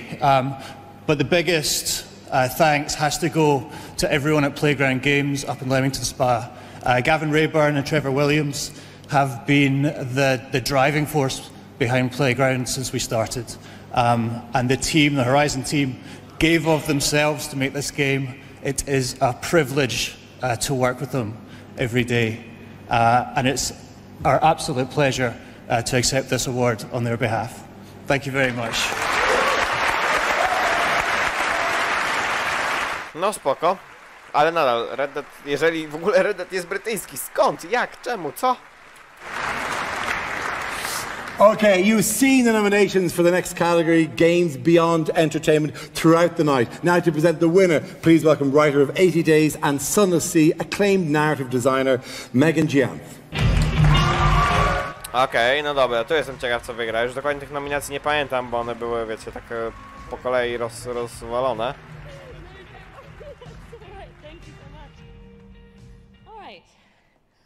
So all games reflect the political and economic realities of the world we live in. But the games nominated tonight not only reflect, but actively engage with important social issues. And they do so with acuteness, empathy, and complexity. Each of these games nominated tonight expands the vocabulary of our medium. And here are the nominees for Games Beyond Entertainment. Na szczęście zobaczymy je jeszcze raz, także dobrze, taki mały refresh. No to będę musiał sobie zapisać tą grę, bo zapomnę jej tytuł.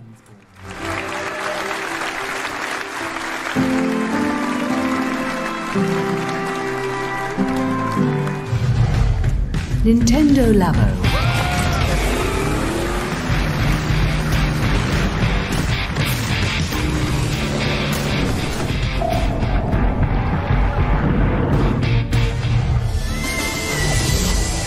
Celeste.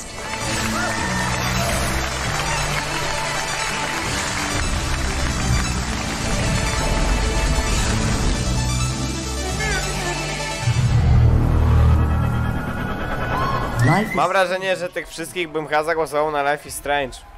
Wydaje mi się, bo uwielbiam tego typu gry. Generalnie. Ewentualnie Florence, tylko to w to musiał zagrać, bo tak nie mam do końca zaufania, ale wydaje się też być ciekawy, bo też coś w stylu właśnie na przykład Life is Strange. I just did what we all did. 11-11, memories retold. I followed orders.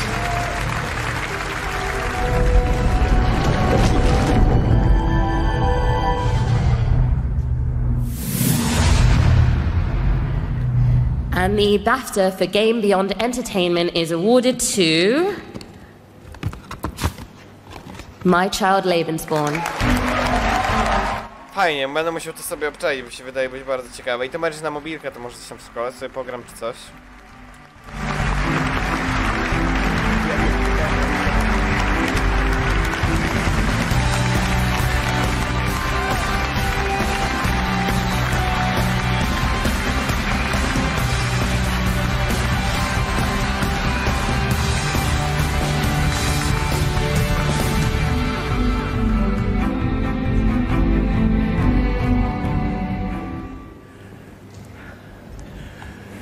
Hi, I'm Elin Feste, and it's just amazing to be standing here.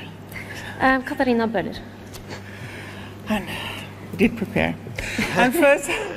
Nie mówcie dziewczyny z kartki, proszę. Co-producer, development studio, Sarepta Studio, and lead game designer Katarina for an amazing collaboration the last 4 years. We of course also want to thank our amazing team. They've done a wonderful job, and of course our partners also who have been working with us. We also want to thank Hamar Game Collective for the support throughout the years. We need to thank the Norwegian Film Institute, Østnorsk Film Center, and Film Invest for funding the game. Yes. But most of all, we have to thank the remaining Lebensborn children for the courage, sharing their stories with us, and for trusting a mobile game to do their stories justice. So this prize is for you, as this game is for you. And lastly, we do have a greeting to you all from the Norwegian Levensborn children. We are survivors of a lifetime of abuse, being punished for carrying the genes of the enemy from World War II. But our suffering is also the suffering of children born of enemy soldiers today. After every war, the story repeats itself. Children are seen as symbols of the enemy instead of the innocent children they are, our kids. So thank you, BAFTA, for helping to bring our stories to the world. We need to learn from history so we can avoid repeating the mistakes of the past and help the young, defenseless children of today who need people to stand up for them and to care. Thank you very much. No, zasłużona nagroda moim zdaniem. Musisz to sobie obczaić koniecznie.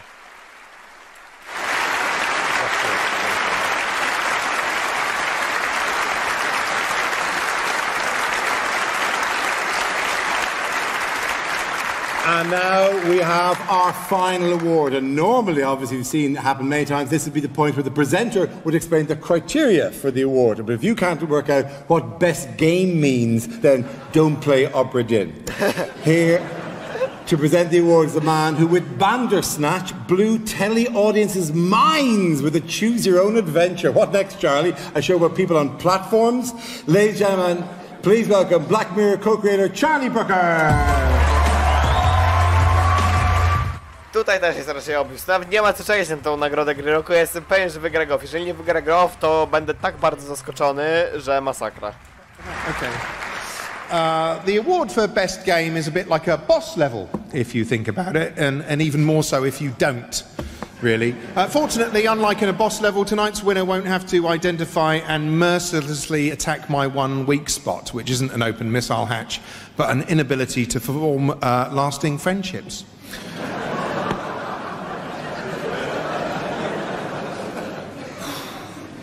But enough of this disappointing cutscene. The nominees for Best Game are... Best Game. Astronid jest serio nominowany do najlepszej gry roku? Okej. No mówię, tutaj God of War, no oczywiście dla mnie Detroit, ale tutaj God of War. God of War. Can you kill something that big? Where must we go? To a realm beyond your own. We are not men. We are more than that. Celeste.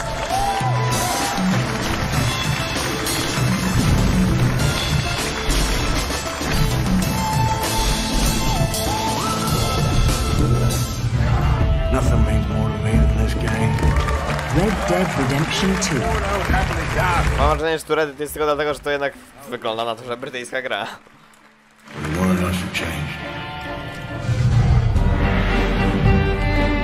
Ja mam wrażenie, że Return of Obra Dinn ma jeszcze takie coś, mam wrażenie, że to ma szansę wygrać, ale chyba jednak God of War będzie nie do przebicia, mam wrażenie. Chociaż, no zobaczymy. O, Assassin's Creed tutaj, to tak na doczepkę, żeby był...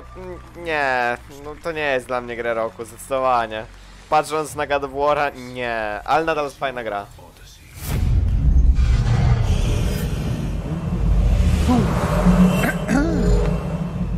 And the BAFTA for Best Game is awarded to God of War. Obvious choice. No dobra, no God of War, no mówię, nic nowego, to czego się wszyscy spodziewali. Co, wszyscy idą, czy idzie tylko Cory? Chyba tylko Cory idzie.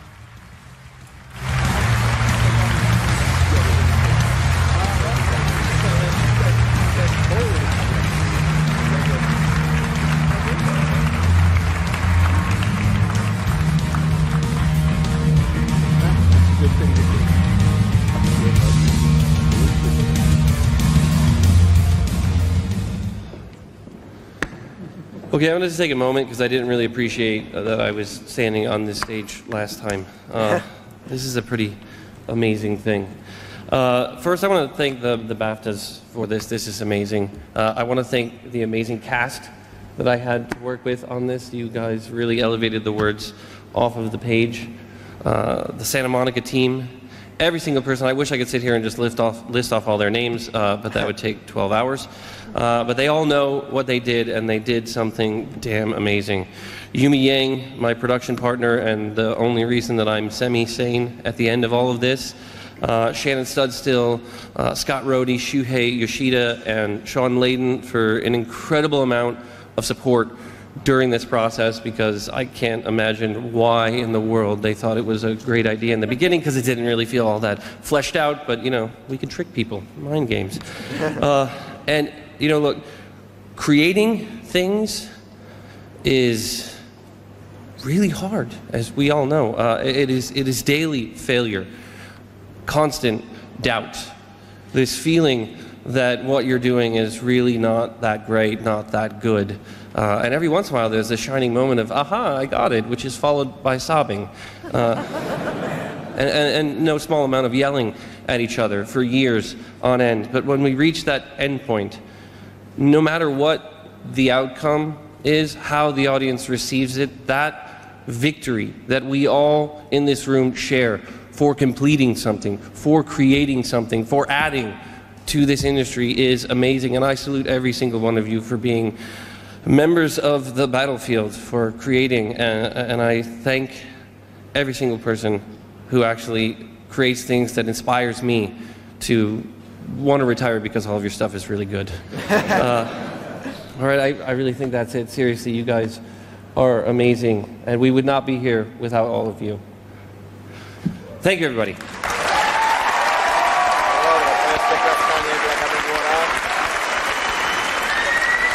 No, do przewidzenia, bardzo do przewidzenia, ale się udało dla God of War'a w tym roku zgarnąć. No, w teorii to jest chyba lepsza gra od Wiedźmina. Mam wrażenie, że to już mogło zgarnąć więcej statuetek niż Wiedźmin. Chociaż dla mnie to nie jest gra lepsza od Wiedźmina, ale God of War nadal bardzo, bardzo dobra gra. In real life. There we go. That concludes the 2019 BAFTA Game Awards. Congratulations to all of our winners.